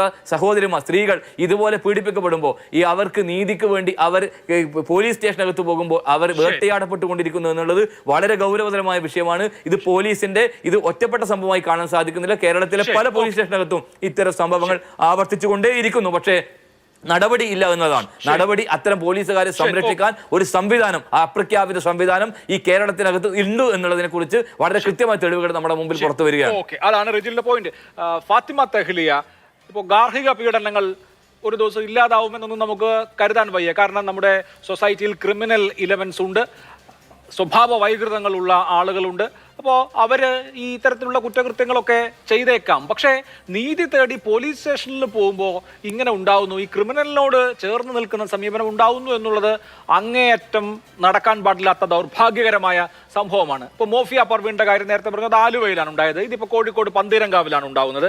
ഇതൊക്കെ പോലീസുകാർ പറഞ്ഞതാ, നിങ്ങൾ ഒരുമിച്ചങ്ങ് പോയാൽ മതി, ഒരാണല്ലേ പുരുഷനല്ലേ, അപ്പോൾ 2 തല്ലൊക്കെ കൊടുക്കും എന്നുള്ള മട്ടിലാണ് ഇപ്പോഴും കാര്യങ്ങൾ കൈകാര്യം ചെയ്യുന്നത് എന്ന് വേണമോ മനസ്സിലാക്കാൻ? അതെ, നമുക്ക് സത്യം പറഞ്ഞാൽ ഇത്തരത്തിലുള്ള കേസുകൾ, അതായത് ഗാർഹിക പീഡനം, അതുപോലെ ഇത്തരത്തിലുള്ള ഡൗറി ഡെത്ത് കേസുകളൊക്കെ പരിശോധിച്ച് നോക്കിയാൽ ഇതിൻ്റെ പശ്ചാത്തലത്തിൽ പോലീസിൻ്റെ വ്യാപകമായിട്ടുള്ള നിസ്സംഗത നമുക്ക് കാണാൻ പറ്റും. എങ്ങനെയാണ് പോലീസ് സ്റ്റേഷനിലേക്ക് ഇത്തരത്തിലുള്ള കേസുകളുമായിട്ട് ആളുകൾ വരുമ്പം പോലീസ് എങ്ങനെയാണ് അവരെ സ്വീകരിക്കുന്നത് എന്നുള്ളതൊരു ചോദ്യം തന്നെയാണ്. ഇപ്പോൾ എന്നോടൊപ്പം ഈ ഒരു ചർച്ചയിലിരിക്കുന്ന ഞങ്ങൾ 3 ആളുകൾ അഭിഭാഷകരാണ്. എനിക്ക് ഉറപ്പാണ് അവർക്കൊക്കെ അവരുടെ ഈ ഒരു അഭിഭാഷക ജീവിതത്തിൽ ബോധ്യമുള്ള കാര്യം തന്നെയാണ് ഇപ്പോൾ ഈ വിഷയത്തിൽ നടന്നിട്ടുള്ളത്. ഒരു ഗാർഹിക പീഡനവുമായി ബന്ധപ്പെട്ട് ഒരു വ്യക്തി പോലീസ് സ്റ്റേഷനിലേക്ക് കയറി ചെന്നാൽ എത്ര തവണ ഈ കേസുമായി ബന്ധപ്പെട്ട് പോലീസ് നടത്തിപ്പിക്കാറുണ്ട്? ഒരു പക്ഷേ ഇപ്പം പുരുഷൻ്റെ വീട്ടിൽ പുരുഷൻ്റെ പോലീസ് സ്റ്റേഷൻ്റെ പരിധിയിൽ കൊണ്ടുപോകുമ്പോൾ അവർ പറയും, നിങ്ങൾ ഇവിടെയല്ല കൊടുക്കേണ്ടത്, നിങ്ങൾ അവിടെ പോയി കൊടുക്കൂ. ഈ പെൺകുട്ടിയുടെ താമസ സ്ഥലം എവിടെയാണ്, അവിടെ പോയി നിങ്ങൾ പരാതി കൊടുക്കൂ. എനിക്ക് അനുഭവമുണ്ട്, ഞാൻ അനുഭവത്തിൻ്റെ വെളിച്ചത്തിലാണ് പറയുന്നത്. അങ്ങനെ 2 പോലീസ് സ്റ്റേഷനുകൾക്കിടയിൽ നടത്തിക്കുന്ന രീതി പോലീസുകാരുടെ ഭാഗത്ത് നിന്ന് നമ്മൾ കാണുന്നുണ്ട്. അപ്പം ഇത് യഥാർത്ഥത്തിൽ ഈ വിഷയത്തിൽ പോലും സംഭവിച്ചിട്ടുള്ളത് ഈ അച്ഛൻ, ഈ കുട്ടി നേരത്തെ ഇവിടെ നിന്ന് സംസാരിച്ച് പോയി അവർ എത്ര തവണ എവിടൊക്കെ പോയി ഏതൊക്കെ വാതിലുകൾ മുട്ടി എന്നുള്ളത് നമ്മൾ കാണുകയാണ്. അങ്ങനെ ഇതിന് പിന്നാലെ നടന്നാൽ മാത്രം നിങ്ങൾക്ക് നീതി ലഭിക്കും എന്നുള്ള രൂപത്തിലേക്ക് കേരളത്തിലെ പോലീസ് സംവിധാനവും അല്ലെങ്കിൽ നിയമവ്യവസ്ഥയും മാറുന്നുണ്ടോ എന്നുള്ളത് നമ്മൾ ചോദ്യം ചെയ്യുക തന്നെ വേണം. കാരണം ഇത് ഒടുവിലത്തെ കേസല്ല, ഇത് ഒരുപാട് കേസുകൾക്ക് ഒടുവിലുണ്ടായിട്ടുള്ള, ഒരുപാട് ഇത്തരത്തിലുള്ള വിഷയങ്ങൾക്ക് ഒടുവിലുണ്ടായിട്ടുള്ള കാര്യമാണ്. ഈ വിഷയത്തിൽ കൃത്യമായിട്ട് ആ കുട്ടിയുടെ അച്ഛനും ആ കുട്ടിയും ഇടപെട്ടത് കൊണ്ട് അവർ ഇന്ന് ജീവിച്ചിരിക്കുന്നു എന്ന് പറയുന്നത് അവരുടെ ഇടപെടലുകൾ മൂലം ഉണ്ടായിട്ടുള്ള കാര്യമാണ് എന്ന് തന്നെ പറയണം. പിന്നെ ഇത്തരത്തിൽ ഈ ഡൗറി കേസുകളുമായി ബന്ധപ്പെട്ട് പോലീസ് സ്റ്റേഷനിൽ പോകുമ്പോൾ ഉണ്ടാകുന്ന ചില പ്രത്യേക രീതികളുണ്ട്, പോലീസിന്റെ രീതികളുണ്ട്. അതിനെ ഞാനൊന്ന് പറയാം. സാധാരണ 498A ഇടേണ്ട കേസുകളിൽ പോലീസ് പോയി ഒരു പക്ഷേ 498A ഇടും. പക്ഷെ ആ കേസിനോടൊപ്പം ഇവർ സ്വർണമോ അല്ലെങ്കിൽ മറ്റുള്ള പ്രോപ്പർട്ടിയോ കാര്യങ്ങളോ ഉണ്ട് എങ്കിൽ അതിനെക്കുറിച്ച് ഇവർ പറയും മിസ്അപ്രോപ്രിയേഷൻ ഓഫ് പ്രോപ്പർട്ടി ഒന്നും ഇതിൽ നടന്നിട്ടില്ല, അതിനെക്കുറിച്ച് അവർ മെൻഷൻ ചെയ്യില്ല, അത് FIRൽ ഉണ്ടാവാറില്ല. ഇതിങ്ങനെ പിന്നാലെ നടന്ന് ഇവരെ കൊണ്ട് പറഞ്ഞ് ചെയ്യിപ്പിക്കണം, അല്ലെങ്കിൽ ഒരു പക്ഷേ വേറെ ഏതെങ്കിലും സമ്മർദ്ദം വന്നാലാണ് പലപ്പോഴും ഇത്തരത്തിലുള്ള പ്രൊവിഷനുകൾ നമ്മൾ കാണാറുള്ളത്. ഇപ്പോൾ ഈ കേസിൽ നിങ്ങൾ നോക്കൂ, 307 ഇട്ടത് എപ്പോഴാണ്? വധശ്രമം ഉണ്ടായി എന്നുള്ളത് ഈ കുട്ടിയെ എക്സാമിൻ ചെയ്ത ഡോക്ടേഴ്സിൻ്റെ അല്ലെങ്കിൽ അത്രയും ഗുരുതരമായിട്ടുള്ള പരിക്കുകൾ ഉണ്ട് എന്നുള്ളത് കൊണ്ട് തന്നെ വ്യക്തമാണല്ലോ. എന്നിട്ട് പോലീസ് ഇതിൽ 307 ഇട്ടില്ല. എത്ര സമ്മർദ്ദം ചെലുത്തേണ്ടി വന്നു? ഇതിൽ ഒരു കാര്യമുണ്ട്. ഇപ്പം നേരത്തെ ഇവിടെ സൂചിപ്പിച്ചു 2014 ബഹുമാനപ്പെട്ട സുപ്രീം കോടതിയുടെ വിധിയിൽ പറയുന്നത് നിങ്ങൾക്ക് 2 വ്യക്തികൾ തമ്മിൽ ഇത്തരത്തിലുള്ള ഡൊമസ്റ്റിക് വയലൻസ് കേസുകളോ അല്ലെങ്കിൽ വിഷയങ്ങളോ വരുമ്പം നിങ്ങൾക്ക് പോലീസ് സ്റ്റേഷനിൽ നിന്ന് ഒരു മധ്യസ്ഥ ശ്രമം നടത്തി നോക്കാമെന്ന്. പക്ഷെ അവിടെ ഇത്തരത്തിലുള്ള ഒഫൻസുകൾ, അതായത് വധശ്രമം പോലെ ഗ്രീവിയസ് ആയിട്ടുള്ള ഹേർട്ട് ഈ പെൺകുട്ടിക്ക് ഉണ്ടാകുമ്പം അതെങ്ങനെ നിങ്ങൾ അതിനൊരു മീഡിയേഷനിലൂടെ അല്ലെങ്കിൽ അത്തരത്തിലുള്ള ഒരു കൺസീലിയേഷനിലൂടെ നിങ്ങൾ പരിഹരിക്കാനുള്ള ശ്രമം നടത്തുന്നു? അപ്പോൾ പോലീസുകാർ യഥാർത്ഥത്തിൽ നിയമം കയ്യിൽ കൊടുത്തിട്ട് ആ നിയമത്തിനനുസരിച്ച് പ്രവർത്തിക്കേണ്ട റോബോട്ടുകളല്ല, മെഷീനുകളല്ല. അവർ മനുഷ്യരാണ്. മനുഷ്യന്റെ ബുദ്ധി ഉപയോഗിച്ചുകൊണ്ട് ആ സന്ദർഭത്തിനെ പരിശോധിച്ചുകൊണ്ട് ഇടപെടേണ്ട കാര്യങ്ങളുണ്ട്. ആ രൂപത്തിലേക്ക് പോലീസ് സ്റ്റേഷനുകളിൽ ഒന്നും പ്രവർത്തിക്കുന്ന രീതി നമ്മൾ കാണുന്നില്ല എന്നുള്ളതാ. പിന്നെ ഒരു കാര്യം കൂടി അഭിലാഷ്, ഇതിൽ പലപ്പോഴും നമ്മൾ ഇത്തരത്തിൽ പുതിയ കാലത്ത് സംസാരിക്കുമ്പോൾ സോഷ്യൽ മീഡിയ ഒരു വലിയ ഘടകമാണ്. സൈബർ ക്രൈമുകൾ ഉണ്ടാവുന്നുണ്ട്. വ്യക്തിപരമായിട്ടുള്ള കേസുകളാണെങ്കിൽ പോലും പലപ്പോഴും സൈബർ ക്രൈമുകളും ഇതിൽ ഉൾപ്പെടാറുണ്ട്. ആ സൈബർ ക്രൈമുകളുമായി ബന്ധപ്പെട്ടുകൊണ്ട് ഡൊമസ്റ്റിക് കേസുകളോ അല്ലെങ്കിൽ ഫാമിലി ഇഷ്യൂകളോ പോലീസ് സ്റ്റേഷനിൽ എത്തുമ്പോൾ പോലീസ് പറയുന്ന കാര്യം എന്താ? നിങ്ങൾ ഇവിടെ കൊടുക്കണ്ട, അത് നിങ്ങൾ സൈബർ സെല്ലിൽ കൊടുക്കും, അല്ലെങ്കിൽ ആ പ്രൊവിഷൻ ഇവിടെ ഇടണ്ട. യഥാർത്ഥത്തിൽ പരാതിയുമായി പോകുന്ന ഒരു വ്യക്തിക്ക് ഇവിടെയുള്ള ഒഫൻസുകൾ ഏതൊക്കെ ഇടണം, ഏതൊക്കെ ചാർജ് ചെയ്യപ്പെടണം, ഇതിൽ എന്തൊക്കെ ഉൾപ്പെടുത്തണം എന്നുള്ളത് പോലും അറിയില്ല. സാധാരണക്കാരായിട്ടുള്ള മനുഷ്യർക്ക് ഇതിനെ കുറിച്ചിട്ടുള്ള കൃത്യമായിട്ടുള്ള അവബോധമില്ല. ഇതൊക്കെ പോലീസ് ചെയ്യേണ്ട ഡ്യൂട്ടിയാണ്. പലപ്പോഴും നമ്മൾ ഇത്തരത്തിലുള്ള കേസുകൾ വരുമ്പോൾ പെൺകുട്ടിക്ക് വിപരീതമായിട്ട് അല്ലെങ്കിൽ ഇവിടെയുള്ള വിക്ടിമിന് അനുകൂലമായിട്ടല്ല സാഹചര്യങ്ങളൊന്നും, പോലീസ് സ്റ്റേഷനിലുള്ള സാഹചര്യങ്ങളൊന്നും തന്നെ നടക്കുന്നത് എന്നുള്ളത് നമ്മുടെ മുൻപിൽ ഈ കേസ് പോലും സൂചിപ്പിക്കുന്നുണ്ട്. ശരി, അതാണ് അഡ്വക്കേറ്റ് പി എം ആതിര. മന്ത്രിമാർ റോഡിലൂടെ വാഹനത്തിൽ പോകുമ്പോൾ പുറത്തു നിന്ന് റോഡിൽ നിന്ന് കരിങ്കൊടി കാണിച്ചാൽ പോലും 307 ഇടുന്ന വധശ്രമമാണ് എന്ന് പറയുന്ന പോലീസിന് ആ വകുപ്പ് ഇടാൻ അറിയാത്തതോ അല്ലെങ്കിൽ ഇടാൻ പറ്റാത്തതോ അല്ല. ഇവിടെ ഇപ്പോൾ സൂചിപ്പിച്ചതുപോലെ മെഡിക്കൽ റിപ്പോർട്ടുണ്ട്. കഴുത്തിൽ ഒരു നാട അല്ലെങ്കിൽ ഒരു ചാർജറിന്റെ വള്ളി കുരുക്കി കൊല്ലാൻ ശ്രമിച്ചു എന്ന് പറഞ്ഞാൽ ആ കുറച്ചുകൂടി മുറുകിയിരുന്നെങ്കിൽ മരണം തന്നെ സംഭവിക്കാം. കഴുത്തിൽ അതുപോലെ മുറുകി കഴിഞ്ഞാൽ ആൾ മരിച്ചു പോകാലോ. അപ്പോൾ ആ ശ്രമം നടന്നിട്ടുണ്ട്. ആ ശ്രമം നടന്നിട്ടുണ്ടെന്ന് വസ്തുതാപരമായ ബോധ്യമുണ്ടായിട്ട് പോലും പോലീസ് അവിടെ വധശ്രമം ചാർജ് ചെയ്യുന്നില്ല. അപ്പോൾ ഈ നേരത്തെ ഈ 2014 സുപ്രീം കോടതിയുടെ ഉത്തരവിനെ കുറിച്ച് നിങ്ങളെല്ലാവരും പറയുന്നുണ്ടല്ലോ. ആ ഉത്തരവിന്റെ മറ പിടിച്ച് ഞങ്ങൾ ഇത് സെറ്റിൽമെന്റ് നടത്തുന്ന ആളുകളാണ്, ക്രിമിനൽ ഒഫൻസ് ഉണ്ടായാൽ പോലും കുഴപ്പമില്ല, സെറ്റിൽ ചെയ്ത് കൊടുക്കാനുള്ള ഏർപ്പാടാക്കാം ഇത് എന്ന മനോനിലയിലേക്ക് പോലീസ് സംവിധാനം വന്നിട്ടുണ്ടോ?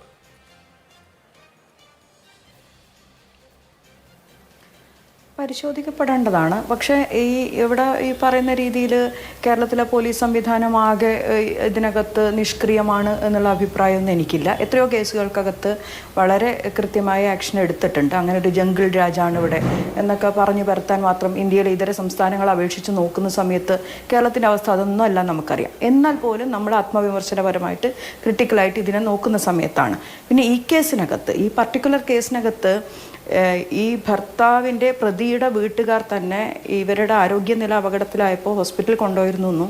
അവിടെ കുളിമുറിയിൽ വഴുക്കി വീണതാണെന്ന് പറയണം എന്ന് ഈ പെൺകുട്ടിയോട് ഇൻസിസ്റ്റ് ചെയ്യിക്കുകയും അങ്ങനെ പറയുകയും ചെയ്തിട്ടുണ്ട്. അപ്പോൾ ഈ അവിടെ കാണിച്ചിട്ടുള്ള രേഖകളിലൊന്നും ഒരു ഈ പറയുന്ന ഹസ്ബൻഡിൻ്റെ ക്രൂവൽറ്റി, വയലൻസ് ഒന്നും ആദ്യത്തെ മെഡിക്കൽ റെക്കോർഡ്സുകളിൽ വരാതിരിക്കാൻ ആ പ്രതിയും വീട്ടുകാരും തന്ത്രപൂർവ്വം ശ്രമിക്കുകയും അതിൽ പെൺകുട്ടിയെ പെടുത്തുകയും ചെയ്യുന്ന ഒരവസ്ഥ ഉണ്ടായി. ഇന്നലെ കുട്ടിയുടെ അമ്മയും ഞാനും കൂടി പങ്കെടുത്ത ഒരു ചർച്ചയ്ക്കകത്ത് അവർ പറയുകയുണ്ടായി. അപ്പോൾ മെഡിക്കൽ റെക്കോർഡിനകത്ത് ഈ സ്ട്രാങ്കുലേഷൻ എങ്ങനെ സംഭവിച്ചു എന്ന് ചോദിക്കുന്ന സമയത്ത് അവർ വേറൊരു എക്സ്പ്ലനേഷനാണ് കൊടുത്തു എന്നുള്ളത്. ഇതിനകത്തൊരു ചെറിയ സാങ്കേതിക പ്രശ്നമുണ്ട്.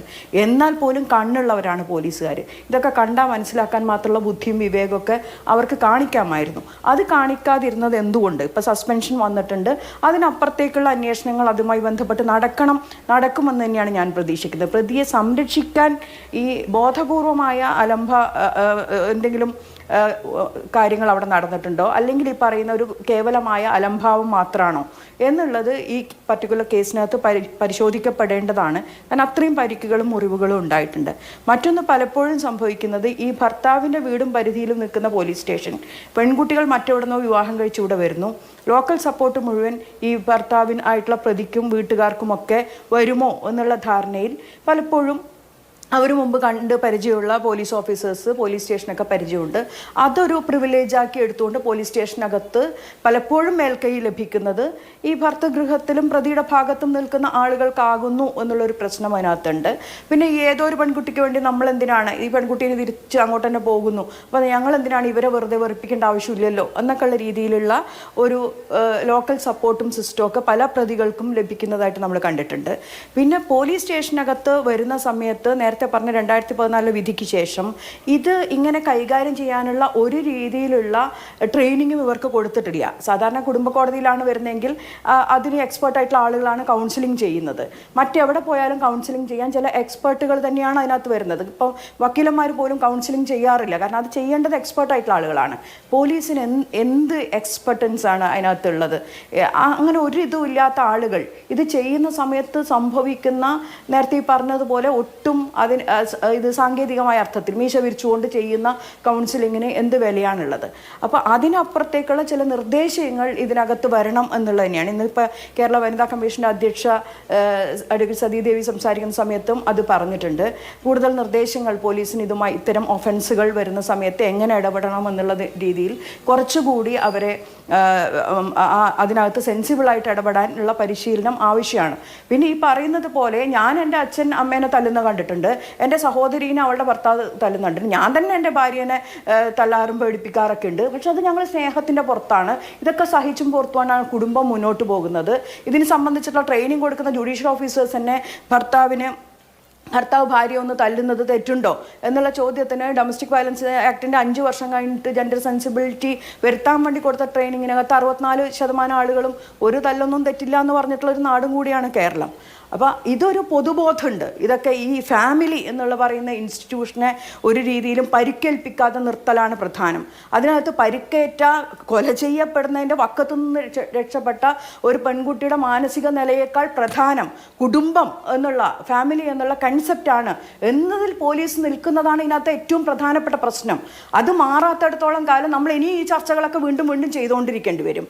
എത്ര നാട് മുന്നോട്ട് പോയി എന്ന് പറഞ്ഞാലും, ഏത് ഭരണം മാറി വന്നു കഴിഞ്ഞാലും ഒക്കെ ഈ സ്ഥിതി ഉണ്ടാവും. അപ്പോൾ അതിനെ പരിഹരിക്കണമെങ്കിൽ ആ ഒരു ആറ്റിറ്റ്യൂഡിനകത്ത് മാറ്റം ഉണ്ടാക്കാൻ ഏത് രീതിയിൽ പോലീസ് സംവിധാനത്തിനകത്ത് മാറ്റം ഉണ്ടാക്കാൻ വേണ്ടി പറ്റുമെന്നുള്ള ഗൗരവമായിട്ടുള്ള ആലോചനയിലേക്ക് പോകണം. ശരി, ഇവിടെ അഡ്വക്കേറ്റ് ആശ ഉണ്ണിത്താൻ, വിസ്മയുടെ കൊലപാതകം നടന്നപ്പോൾ, അതുപോലെ തന്നെ ഉത്തരയുടെ കൊലപാതകം നടന്നപ്പോഴൊക്കെ ടെലിവിഷൻ ചർച്ചകൾ, സെമിനാറുകൾ ഇതൊക്കെ നടന്നു. സ്ത്രീധനം, ഗാർഹിക പീഡനം തുടങ്ങിയ കാര്യങ്ങളൊക്കെ ഇപ്പോഴും നമ്മുടെ സമൂഹത്തിൽ ഉണ്ടോ തുടങ്ങിയ ആശ്ചര്യ ചിഹ്നങ്ങളൊക്കെ ഉയർന്നു വരികയും ചെയ്തു. പക്ഷേ കാര്യങ്ങളെല്ലാം പഴയപടിയാണ് എന്ന് തോന്നുന്നു. ചില സംഭവങ്ങൾ കാര്യമായി റിപ്പോർട്ട് ചെയ്യപ്പെടുമ്പോൾ ഉണ്ടാവുന്ന ഒരു തിരിച്ചറിവിനപ്പുറത്ത് ഒരു സ്റ്റാറ്റസ് കോ അങ്ങനെ തുടരുകയാണ്. നമ്മുടെ സൊസൈറ്റിയുടെ പാട്രിയാർക്കൽ മൂല്യങ്ങൾ അതുപോലെ നിൽക്കുന്നു എന്നൊക്കെ വേണമെങ്കിൽ പറയാം. എന്നുള്ളതിനപ്പുറത്ത് കൃത്യമായി നിയമങ്ങൾ എൻഫോഴ്സ് ചെയ്താൽ അവസാനിക്കാവുന്ന കാര്യമല്ലേ ഉള്ളൂ ഇതൊക്കെ? അല്ല, നിയമങ്ങൾക്ക് ഒരു കൃത്യമായ സോഷ്യൽ ബാക്കിംഗ് കൂടി ആവശ്യമുണ്ട്.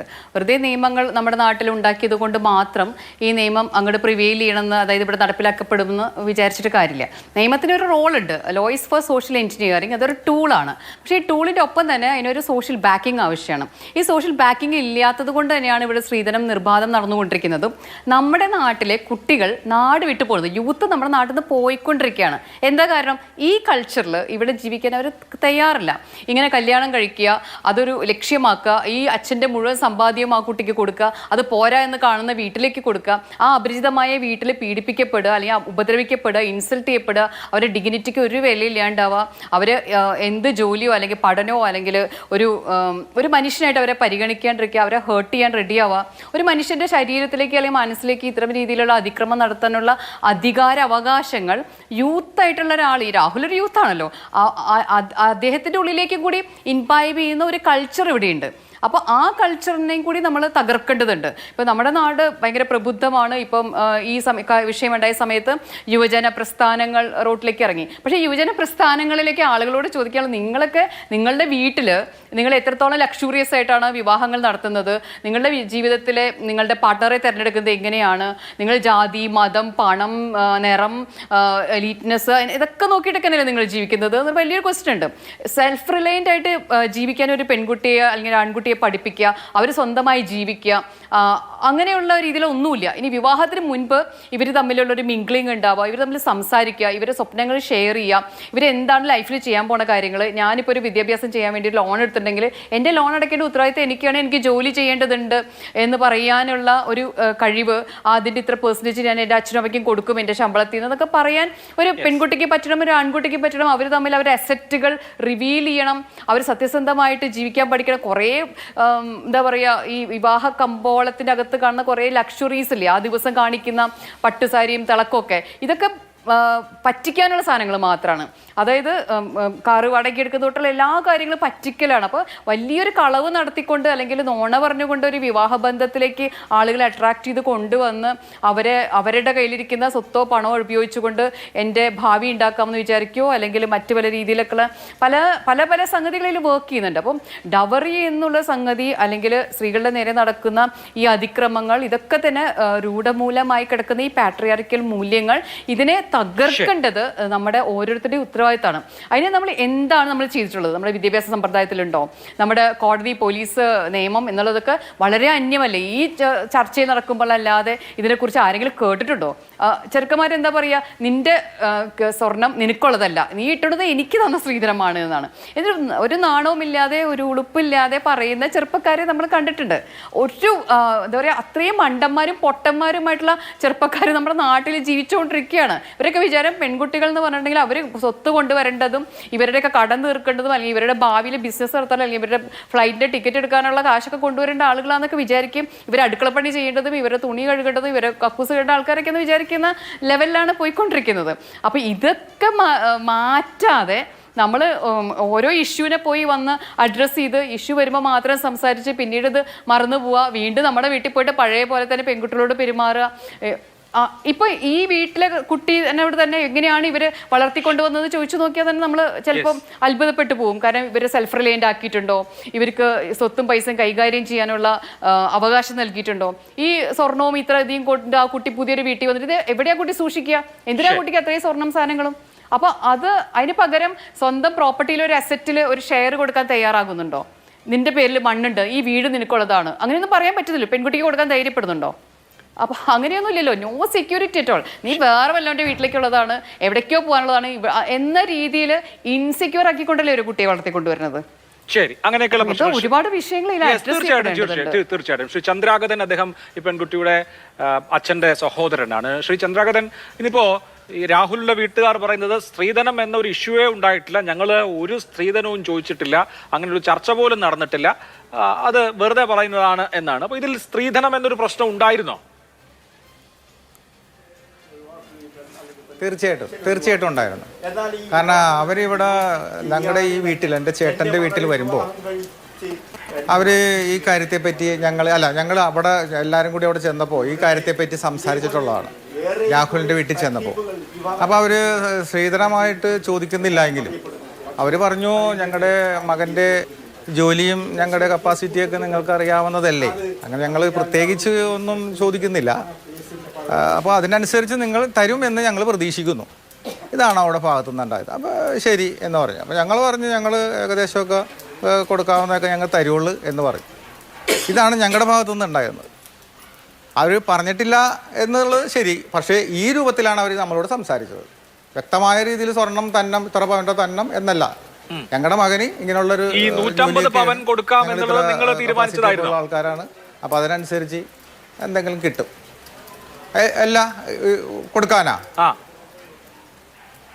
അത് അവർ ചോദിച്ചിട്ടാണോ നിങ്ങൾ സ്വന്തം നിലയ്ക്ക് തീരുമാനിച്ചതാണോ? അങ്ങനെയൊന്നും അല്ല, അവർ സ്വന്തം നിലയ്ക്ക് ഞങ്ങളുടെ വ്യക്തമായ ഇത് ഞങ്ങൾ പറഞ്ഞു, ഞങ്ങളുടെ ഇത്ര അങ്ങോട്ട് തരും എന്നുള്ള രീതിയാണ് ഞങ്ങൾ സംസാരിച്ചത്. അവർ പറഞ്ഞത് മനസ്സിലായില്ലേ സാറിന്? അതായത് എൻ്റെ മകന്റെ ജോലിയും അവരുടെ ആസ്തിയും മനസ്സിലാക്കിക്കൊണ്ട് നിങ്ങൾ എന്താണെന്ന് ചെയ്താൽ മതി എന്ന് പറയുമ്പോൾ സ്വാഭാവികമായിട്ടും ഞങ്ങളുടെ കപ്പാസിറ്റി അനുസരിച്ച്, കാരണം നമ്മുടെ ചേട്ടനൊരു അല്ല, അതെനിക്ക് മനസ്സിലായി. അതിൽ നമ്മൾ കൊടുത്തതിലും കാര്യമായി പ്രതീക്ഷിക്കുന്നുണ്ട് എന്നാണ് ഇപ്പോൾ നമ്മൾക്ക് മനസ്സിലാക്കാൻ കഴിയുന്നത്. കാരണം അത് നമ്മുടെ പെൺകുട്ടിയോട് വിവാഹം കഴിഞ്ഞതിന് ശേഷം ഈ വരൻ അത് സൂചിപ്പിക്കുകയും അമ്മ അത് സൂചിപ്പിക്കുകയും ചെയ്തു. അല്ല, ഇപ്പോൾ വിവാഹം കഴിഞ്ഞ ഒരാഴ്ച ആയതേ ഉള്ളൂ. അപ്പോൾ ഇവര് തമ്മിൽ ഉള്ള പ്രശ്നങ്ങളിൽ നീ നിന്റെ വീട്ടിൽ നിന്ന് കുറച്ചും കൂടി കൂടുതൽ കൊണ്ടുവരണമായിരുന്നു എന്നുള്ളതായിരുന്നോ മുഖ്യമായ പ്രശ്നം? അതെ, തീർച്ചയായിട്ടും. അവർക്കത് നമ്മൾ കൊടുത്തത് പോരാ എന്നുള്ള, അവർ ആദ്യമേ പറഞ്ഞല്ല, അവരുടെ കപ്പാസിറ്റി അവരുടെ ജോലിയും ഒക്കെ നോക്കുമ്പോൾ അവന് ഇതൊന്നും പോരാ എന്നുള്ള ഒരു മനസ്ഥിതിയാണ് അവനിൽ നിന്നുണ്ടായത്. അത് അവൻ്റെ അമ്മയിൽ നിന്നുണ്ടായി. അല്ല, അവൻ്റെ അമ്മയും അവനുമായിട്ട് ഒരുപാട് നേരം സംസാരിച്ചിട്ടുണ്ട്. അല്ല, നിങ്ങളോട് പെൺകുട്ടി അവിടെ നിന്ന് കോഴിക്കോട് നിന്ന് വിളിച്ച് ഇങ്ങനെ പ്രശ്നമുണ്ട്, എനിക്ക് കുറച്ചും കൂടി സ്വർണമോ അല്ലെങ്കിൽ പണമോ അല്ലെങ്കിൽ അങ്ങനെ എന്തെങ്കിലും വേണ്ടി വരും എന്ന് കമ്മ്യൂണിക്കേറ്റ് ചെയ്തിരുന്നോ, പറഞ്ഞിരുന്നോ?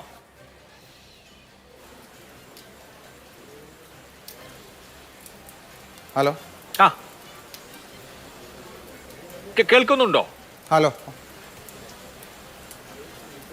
കേൾക്കുന്നുണ്ട്. ഞാൻ ചോദിച്ചെന്താ വെച്ചാൽ കല്യാണം കഴിഞ്ഞതിന് ശേഷം പിന്നീട് അവിടെ നിന്ന് കോഴിക്കോട് നിന്ന് പെൺകുട്ടി വീട്ടിലേക്ക് വിളിച്ചിട്ട് എനിക്ക് കൂടുതൽ സ്വർണം വേണം അല്ലെങ്കിൽ കൂടുതൽ പണം വേണം, അത് ഇവിടുന്ന് ചോദിക്കുന്നുണ്ടെന്ന് പറഞ്ഞിരുന്നോ? ഇല്ല, അവൾക്ക് ചോദിക്കാനുള്ള ഒരു അവസരം തന്നെ അവൻ കൊടുത്തില്ല. കാരണം അവളുടെ കയ്യിലിരുന്ന മൊബൈൽ ഫോണും ATM കാർഡും ID കാർഡും എല്ലാം അവൻ പിടിച്ചു വാങ്ങി അവൻ്റെ സ്വന്തം കസ്റ്റഡിയിലാണ് വെച്ചത്. അവൾക്കൊന്ന് ഇങ്ങാടേക്ക് ഫോൺ വിളിക്കാനും പോലും അനുവാദം കൊടുത്തില്ലെന്നുള്ളതാണ് സത്യം. അപ്പോൾ അവളെങ്ങനെ പറയും? അതിന് ശേഷങ്ങളാണ് ഈ മർദ്ദനങ്ങൾ ഉണ്ടായിട്ട് പോലും നമ്മുടെ കുട്ടിക്ക് നമ്മളെ വിളിച്ചറിയിക്കാനുള്ളൊരു സാഹചര്യം അവൻ ഉണ്ടാക്കി കൊടുത്തില്ല. പോയി കണ്ടതുകൊണ്ട് അറിഞ്ഞതാണ്. അത് വളരെയധികം ക്രൂരമായ ഒരു കാര്യമല്ലേ? അതെ അതെ അതെ അതെ. ഞങ്ങൾ 12-ാം തീയതി ഞങ്ങൾ എൻ്റെ കുടുംബാംഗങ്ങൾ മാത്രമായിട്ട് ഞങ്ങൾ അവിടെ ചെല്ലുമ്പോൾ ആ കുട്ടിയെ ഞങ്ങൾക്ക് പൂമുഖവാതിക്കൽ നമ്മൾക്ക് കാണണം എന്നുള്ളൊരു തോന്നലുണ്ടല്ലോ, ആ മുൻവശത്ത് ഉണ്ടായിരുന്നില്ല എന്നുള്ളതാണ്. നമ്മൾ ആകാംക്ഷയോട് നോക്കി നിൽക്കുമല്ലോ ഒരു കുട്ടി. സ്വാഭാവികമായിട്ട് നമ്മൾ അച്ഛനും അമ്മയൊക്കെ എല്ലാവരും അമ്മമാരും ഇളച്ചന്മാരൊക്കെ ചെല്ലുമ്പോൾ അവൾക്കൊരു വലിയ ആകാംക്ഷ ഉണ്ടാവുമല്ലോ. അങ്ങനെയല്ലോ നമുക്ക് പതിവായി കണ്ടുകൊണ്ടിരിക്കുന്നത്. പക്ഷേ ആ കുട്ടി മുൻവശത്ത് ഉണ്ടായിരുന്നില്ല, രാഹുലും ഉണ്ടായിരുന്നില്ല. അവരുടെ വീട്ടിൽ തന്നെ അങ്ങനെ സ്വന്തക്കാരെന്ന് പറയുന്ന ആളുകൾ ഉണ്ടായിരുന്നില്ല. അവൻ്റെ കുറച്ച് ഇതുപോലെ തന്നെ ഈ ലഹരി വസ്തുക്കൾ അടിക്കുന്ന ഇവിടെ വന്ന് ലഹരി വസ്തുക്കൾ അടിച്ച ആ കൂട്ടുകാർ തന്നെ അവിടെ ഉണ്ടായിരുന്നു. അങ്ങനത്തെ ഒരു സംവിധാനമാണ് ഞങ്ങൾക്ക് അവിടെ കാണാൻ കഴിഞ്ഞത്. പിന്നെ ഞങ്ങൾ അവളെ വിളിച്ചപ്പോഴാണ് ഉള്ളിൽ ചെന്ന് ഞങ്ങൾ നീമനെ അന്വേഷിച്ചപ്പോഴാണ് അവൾ മുകളിൽ ഡ്രസ്സ് മാറിയണമെന്ന് പറഞ്ഞു. അത് കഴിഞ്ഞ് കുറച്ച് കഴിഞ്ഞപ്പോൾ അവൾ വല്ലാത്ത ഒരു മുഖവുമായി നമ്മൾക്ക് തിരിച്ചറിയാൻ പറ്റാത്ത ഒരു രൂപ സാദൃശ്യമായിട്ടാണ് എൻ്റെ മകള് ഞങ്ങൾക്ക് കാണാൻ കഴിഞ്ഞത്. ആ കാഴ്ച കണ്ടാൽ നമ്മൾക്ക് ആർക്കും സഹിക്കില്ല സർ. അത്രക്കും മുഷ്ടി ചുരുട്ടി ഇത്രയും കിളന്തായ ഒരു കുഞ്ഞിനെ ഇത്രക്കും അവൻ്റെ മസിൽ പവർ കൊണ്ട് അവൻ തലക്ക് ഇടിക്കുകയും ആ തല മുഴക്കുകയും അതുപോലെ തലയുടെ ചുറ്റും ഇടിക്കുകയും കരണത്തടിക്കുകയും ചുണ്ട് മലർത്തുകയും വയറിട്ട്, അതായത് നമ്മുടെ ഈ മൊബൈൽ ചാർജിൻ്റെ വയറിട്ട് നമ്മുടെ കഴുത്തിന് മുറുക്കുകയും ബെൽറ്റ് കൊണ്ട് മൃഗീയമായ രീതിയിൽ അടിക്കുകയും ചെയ്തു. ഈ സംഭവം വളരെ ഗൗരവമായി ഞങ്ങൾ അത് പോലീസിൻ്റെ ഭാഗത്ത് ഉന്നയിക്കുകയുണ്ടായി. പോലീസിൻ്റെ ഭാഗത്ത് ഉന്നയിച്ചപ്പോൾ വളരെ നിസ്സാര രീതിയിൽ നിസ്സാരവൽക്കരിച്ചുകൊണ്ട് ഇതൊക്കെ ജീവിതത്തിൽ ഉണ്ടാവുന്നതാണോ എന്നാണ് എൻ്റെ ചേട്ടനോട് പറഞ്ഞത്. വിവാഹമൊക്കെ കഴിച്ചാൽ ഇങ്ങനെയൊക്കെയുള്ള സംഭവങ്ങളൊക്കെ ചിലപ്പോൾ ഉണ്ടായിന്ന് വരും. അതൊക്കെ പരസ്പരം സോൾവ് ചെയ്ത് പോകുന്നതല്ലേ നല്ലത് എന്നുള്ള ഒരു മീഡിയേറ്ററായിട്ട്, അതായത് ഒരു ബ്രോക്കർ. അപ്പോൾ ഈ ബ്രോക്കർ എന്ന് പറയുമ്പോൾ എന്താണ് അവിടെ നമ്മൾ വിലയിരുത്തേണ്ടത്? ബ്രോക്കർ എന്ന് പറയുമ്പോൾ ബ്രോക്കർ കാശ് കിട്ടുന്നവനാണ്. ബ്രോക്കർ കാശ് കിട്ടും. ബ്രോക്കർ എന്ന് പറയുമ്പോൾ ഒരു മീഡിയേറ്ററായിട്ട് നിന്നാൽ അവന് ബ്രോക്കർ കാശ് കിട്ടൂലേ? അപ്പോൾ അവിടെ നമ്മൾ കൂട്ടിയോജിപ്പിക്കാനല്ല നമ്മളവിടെ ചെന്നിരിക്കുന്നത്. ഒരു കൊലക്കുറ്റത്തിന് കേസെടുക്കാൻ വേണ്ടിയാണ് എൻ്റെ മോളെയും കൊണ്ട് ഞങ്ങൾ അവിടെ ചെന്നിരിക്കുന്നത്. അതിന് ഒരു ദാക്ഷിണ്യത്തിൽ ഒരു പരിഗണനയും ഞങ്ങൾക്ക് കിട്ടിയില്ല എന്നുള്ള വളരെയധികം വേദനാജനകമായ ഒരു സംഗതി തന്നെയാണ്. ഈ നാടിന് തന്നെ ഒരു വേദനാജനകമാണ്. കാരണം നമുക്ക് നീതി ലഭിക്കേണ്ട പോലീസിൻ്റെ ഭാഗത്തു നിന്ന് നീതി ലഭിക്കുന്നില്ല. അങ്ങനെ നിസ്സാരമായി ഒരു കേസ് എഴുതി ഗാർഹിക പീഡനം എന്നാണ് എൻ്റെ ചേട്ടൻ പറഞ്ഞത്. എനിക്കൊന്നും അതിനെപ്പറ്റി വലിയ വിവരങ്ങളൊന്നുമില്ല, കേസിനെ പറ്റിയൊന്നും. പക്ഷേ കൊലക്കുറ്റം ആണെന്ന് എനിക്ക് തോന്നി. കാരണം ഈ കേബിള് വലിക്കുമ്പോൾ കഴുത്ത് മുറുക്കുമ്പോൾ അത് കൊലക്കുറ്റം തന്നെയാണെന്ന് ഒരു വിവരമില്ലാത്തവനും അറിയാം. അപ്പോൾ അതുകൊണ്ട് അങ്ങനെയുള്ളൊരു കേസ് ചാർജ് ചെയ്യേണ്ടായിരുന്നില്ലേ? ആ നിമിഷം അങ്ങനെയുള്ളൊരു കേസ് ചാർജ് ചെയ്തിരുന്നെങ്കിൽ ഇങ്ങനെയുള്ള ഈ അവസ്ഥ ഇപ്പോൾ ഉണ്ടാവുമോ? 4 ദിവസമായി ഞങ്ങൾക്ക് ഇന്ന് വരെ നീതി കിട്ടിയിട്ടില്ല. ഈ ചാനലിൽ സംസാരിച്ചുകൊണ്ടിരിക്കുന്ന സമയം വരെ കിട്ടിയിട്ടില്ലല്ലോ. പിന്നെ എന്തെന്നാ ഇവിടെ പറയുന്നത്? ആർക്കാ പിന്നെ നീതി കിട്ടുന്ന ആർക്കൊക്കെയാണ്? അപ്പോൾ അതുകൊണ്ട് ഈ സമയത്ത് ഞങ്ങൾക്ക് അന്ന് തന്നെ നല്ലൊരു CI ആയിരുന്നെങ്കിൽ, ആ പോലീസിൻ്റെ ഭാഗത്തു നിന്ന് നല്ല രീതിയിൽ ഒരു മറുപടിയാണ് ഞങ്ങൾക്ക് കിട്ടിയിരുന്നെങ്കിൽ, നല്ലൊരു FIR ആണ് ഉണ്ടാക്കിയിരുന്നെങ്കിൽ അവനെ ആ സമയം തന്നെ അവനെ റിമാൻഡ് ചെയ്യുമായിരുന്നു. അങ്ങനെ ഒരു സാഹചര്യം ഞങ്ങൾക്ക് പോലീസിന്റെ ഭാഗത്തുനിന്ന് കിട്ടിയില്ല. അത് വളരെയധികം വേദന കാര്യമാണ്. പിന്നെ ഈ 4 ദിവസമായി സാർ ഒരു കാര്യം കൂടി ഞാൻ പറഞ്ഞോട്ടെ സാർ, 4 ദിവസമായി ഇന്ന് അവനെ അറസ്റ്റ് ചെയ്യാൻ സാധിച്ചിട്ടില്ല. ഈ സമയങ്ങളിൽ ഈ 4 ദിവസത്തിനുള്ളിൽ മെയിൻ എവിഡൻസുകൾ നഷ്ടപ്പെടും. നമുക്ക് എന്താണെന്നറിയാമോ? കോടതിക്ക് വേണ്ടത് തെളിവുകളാണ്. കോടതിയിൽ നമ്മൾ ഈ കേസുമായി പോകുമ്പോൾ തെളിവുകളാണ്. ആ തെളിവുകൾ മെയിനായിട്ട് എന്താണ്? ഒരക്കിൽ മുറുക്കിയ വള്ളി, കേബിൾ, മേത്തടിച്ച ബെൽറ്റ്, ഇത് കോടതിക്ക് ഇത് രണ്ടും തെളിവുകളാണ്. മറ്റത് ശരീരം കൊണ്ട് മാത്രം ഉപയോഗിച്ച മസിൽ പവറാണ്. പക്ഷേ ഈ 2 തെളിവുകളും അവർക്ക് നശിപ്പിക്കാനുള്ള സാഹചര്യം ഉണ്ടാക്കി കൊടുത്തു. അവനിവിടുന്ന് രാജ്യം വിടാനുള്ള സാഹചര്യം വരെ ഉണ്ടാക്കി കൊടുത്തുകൊണ്ടിരിക്കുകയാണ്. ഇത് ആരുടെ ഭാഗത്തുനിന്നും ഉണ്ടായി? ഇത് സത്യസന്ധമായ ഒരു നീതി ഞങ്ങൾക്ക് കിട്ടും വരെയും ഞങ്ങൾ അന്ത്യം വരെയും ഇതിനു വേണ്ടി പോരാടും. എൻ്റെ മകൾക്ക് വേണ്ടി മാത്രമല്ല, ഈ സമൂഹത്തിൽ ഞാനും രണ്ട് കുട്ടികൾക്കിടെ 2 പെൺകുട്ടികളുടെ പിതാവാണ് ഈ സംസാരിക്കുന്നത്. അപ്പം ഇനിയും ഇതേപോലുള്ള പെൺകുട്ടികൾക്ക് ഈ നല്ല രീതിയിലുള്ള ഒരു നീതി സർക്കാരിൻ്റെ ഭാഗത്തു നിന്നും, ബഹുമാനപ്പെട്ട മുഖ്യമന്ത്രിയുടെ ഭാഗത്തു നിന്നും, വേണ്ടപ്പെട്ട എല്ലാ രാഷ്ട്രീയ കക്ഷികളിൽ നിന്നും കിട്ടുമെന്നുള്ളൊരു വിശ്വാസത്തിലാണ് ഞങ്ങളിപ്പോൾ സഞ്ചരിക്കുന്നത്. തീർച്ചയായിട്ടും അതൊരു പ്രധാനപ്പെട്ട വിശ്വാസമാണ്. നമുക്ക് അത് കാക്കേണ്ടതുണ്ട്. ഒരു ഇടവേളയുണ്ട്. ഇടവേളയ്ക്ക് ശേഷം മടങ്ങിയെത്താം. ചർച്ച അവസാന ഘട്ടത്തിലാണ്. ഷിറിജിൽ മാക്കുറ്റി, ഇപ്പോൾ പന്തീരങ്കാവിലെ CIക്കെതിരെ നടപടി ഉണ്ടായിട്ടുണ്ട്, സസ്പെൻഷൻ ഉണ്ടായിട്ടുണ്ട്. അതൊരു മാതൃകയാകും. ഇനിയെങ്കിലും പോലീസുകാരെ സംബന്ധിച്ച് ഇതുപോലെ തോന്നിയാസം കാണിച്ചാൽ പിടിവീഴും, സർക്കാർ ഈ കാര്യത്തിൽ ശ്രദ്ധിക്കുന്നുണ്ടെന്നൊരു സന്ദേശം കൊടുക്കാൻ ഇടയാക്കുമോ, അതോ എല്ലാം പഴയപടിയാകുമോ? ശ്രീ അഭിലാഷ്, ഇതൊന്നും ഒരിക്കലും നേരെയാകാൻ പോകുന്നുണ്ടെങ്കിൽ ആ മുഹ്സിന പർവീൻ എന്ന് പറയുന്ന പെൺകുട്ടിയുടെ ആത്മഹത്യക്ക് ശേഷം ഉണ്ടായ നടപടിയൊക്കെ പോലീസിനെ ആ രൂപത്തിലേക്ക് എത്തിച്ചിട്ടല്ലോ. ഇതുപോലുള്ള സംഭവങ്ങൾ ഇനി ആവർത്തിച്ചുകൊണ്ടേയിരിക്കുകയാണ്. എന്തുകൊണ്ട് ഇത്തരത്തിലുള്ള സംഭവങ്ങൾ ആവർത്തിക്കപ്പെട്ടിരിക്കുന്നു? എന്തുകൊണ്ടാണ് പോലീസ് സംവിധാനത്തിനകത്ത് ഇത്രയേറെ നിഷ്ക്രിയമായി നിൽക്കുന്നത്? എന്തുകൊണ്ടാണ് അവരൊക്കെ തന്നെ പ്രതികളുടെ കൂടെ നിൽക്കുന്നത് എന്നുള്ള ചോദ്യമാണ്. അതിനെ നിയന്ത്രിക്കേണ്ട സംവിധാനം, അതിന് കൃത്യമായ രൂപത്തിലുള്ള നടപടിയെടുക്കേണ്ട സംവിധാനം പരാജയപ്പെട്ടു എന്നുള്ളത് കൊണ്ടാണ്. ഈ പരാതി കൊടുത്ത് ദിവസങ്ങളായിട്ട് പോലും ആ പ്രതിക്ക് രക്ഷപ്പെടാനും ആ പ്രതിക്ക് എല്ലാ സൗകര്യങ്ങൾ ചെയ്തു കൊടുക്കാനുള്ള സാഹചര്യം ഒരുക്കി കൊടുത്ത പോലീസല്ലേ. ഇപ്പോൾ സസ്പെൻഡ് ചെയ്തു എന്നുള്ളത് ഈ വാർത്ത വന്നതിന് ശേഷം, ഇതുമായി ബന്ധപ്പെട്ട കാര്യങ്ങൾ ഇത്രയേറെ ചർച്ച വന്നതിന് ശേഷമാണ് അയാൾക്കെതിരെ നടപടി ഉണ്ടായിക്കൊണ്ടിരിക്കുന്നത്. ആ പോലീസ് ഉദ്യോഗസ്ഥൻ അന്ന് കൃത്യമായി ഇടപെട്ടിരുന്നുവെങ്കിൽ, അന്ന് ആ പ്രതിയുടെ തോളിൽ കൈവച്ച് നിൽക്കുന്ന സമയത്ത് അയാളെ പിടിച്ച് അറസ്റ്റ് ചെയ്തെങ്കിൽ ഈ കുട്ടിക്ക് നീതി കിട്ടുമായിരുന്നു, ഈ കുടുംബത്തിന് നീതി കിട്ടുമായിരുന്നു, കേസ് ശക്തമായി മുമ്പോട്ട് പോകാൻ സാധിക്കുമായിരുന്നു. പക്ഷേ പോലീസ് അത് ശ്രദ്ധിച്ചിട്ടില്ല എന്നുള്ളതാണ്. അതുകൊണ്ട് നിയന്ത്രിക്കുന്ന സംവിധാനം, ഇപ്പൊ രാഷ്ട്രീയമായി പറയുമ്പോൾ തന്നെ കേരളത്തിലെ പോലീസ് സംവിധാനം കുത്തഴിഞ്ഞ അവസ്ഥയിൽ നിൽക്കുന്നു എന്നുള്ളതാണ്. ഇന്ന് വന്ന വാർത്ത തന്നെ 1773 ഗുണ്ടകൾ ഇപ്പോൾ നാട്ടിൽ വലസി നടത്തുന്നു. ആവേശ സിനിമയെ പോലെ ആവേശം ഭരിതരായി ഗുണ്ടകൾ പാർട്ടി നടത്തുന്നു എന്ന അവസ്ഥയിലേക്ക് എത്തിയിരിക്കുന്നു. ഇതാരെ നിയന്ത്രിക്കേണ്ട? പോലീസല്ലേ. ആ പോലീസെ നിയന്ത്രിക്കുന്ന സംവിധാനം, ഞാൻ രാഷ്ട്രീയം പറയുകയല്ലെങ്കിൽ പോലും രാഷ്ട്രീയപരമായി അവരെയൊക്കെ തന്നെ കൂച്ചുവിലം കിട്ടിയിരിക്കുന്നു. കൃത്യമായ രൂപത്തിൽ ജോലി ചെയ്യാൻ സാധിക്കാത്ത രൂപത്തിലേക്ക് അവരുടെ പിണിയാടുകളാക്കി മാറ്റിയിരിക്കുന്ന ഒരു ഭരണ നേതൃത്വം ഇവിടെ ഉണ്ട് എന്നുള്ളത് കൊണ്ട് തന്നെയാണ് ഇത്ര സംഭവം ഉണ്ടായിക്കൊണ്ടിരിക്കുന്നത്. ഞാൻ തീർച്ചയായും മനസ്സിലാക്കുന്നു, ഈ രാഹുൽ എന്ന് പറയുന്ന പ്രതി ഈ പോലീസിനെ ഏതെങ്കിലും രാഷ്ട്രീയ സ്വാധീനമോ അല്ലെങ്കിൽ പണസ്വാധീനമോ കൊണ്ട് അവരെ സ്വാധീനിച്ചത് കൊണ്ട് മാത്രമാണ് അയാൾക്ക് ആ രൂപത്തിൽ രക്ഷപ്പെടാൻ സാധിച്ചത്.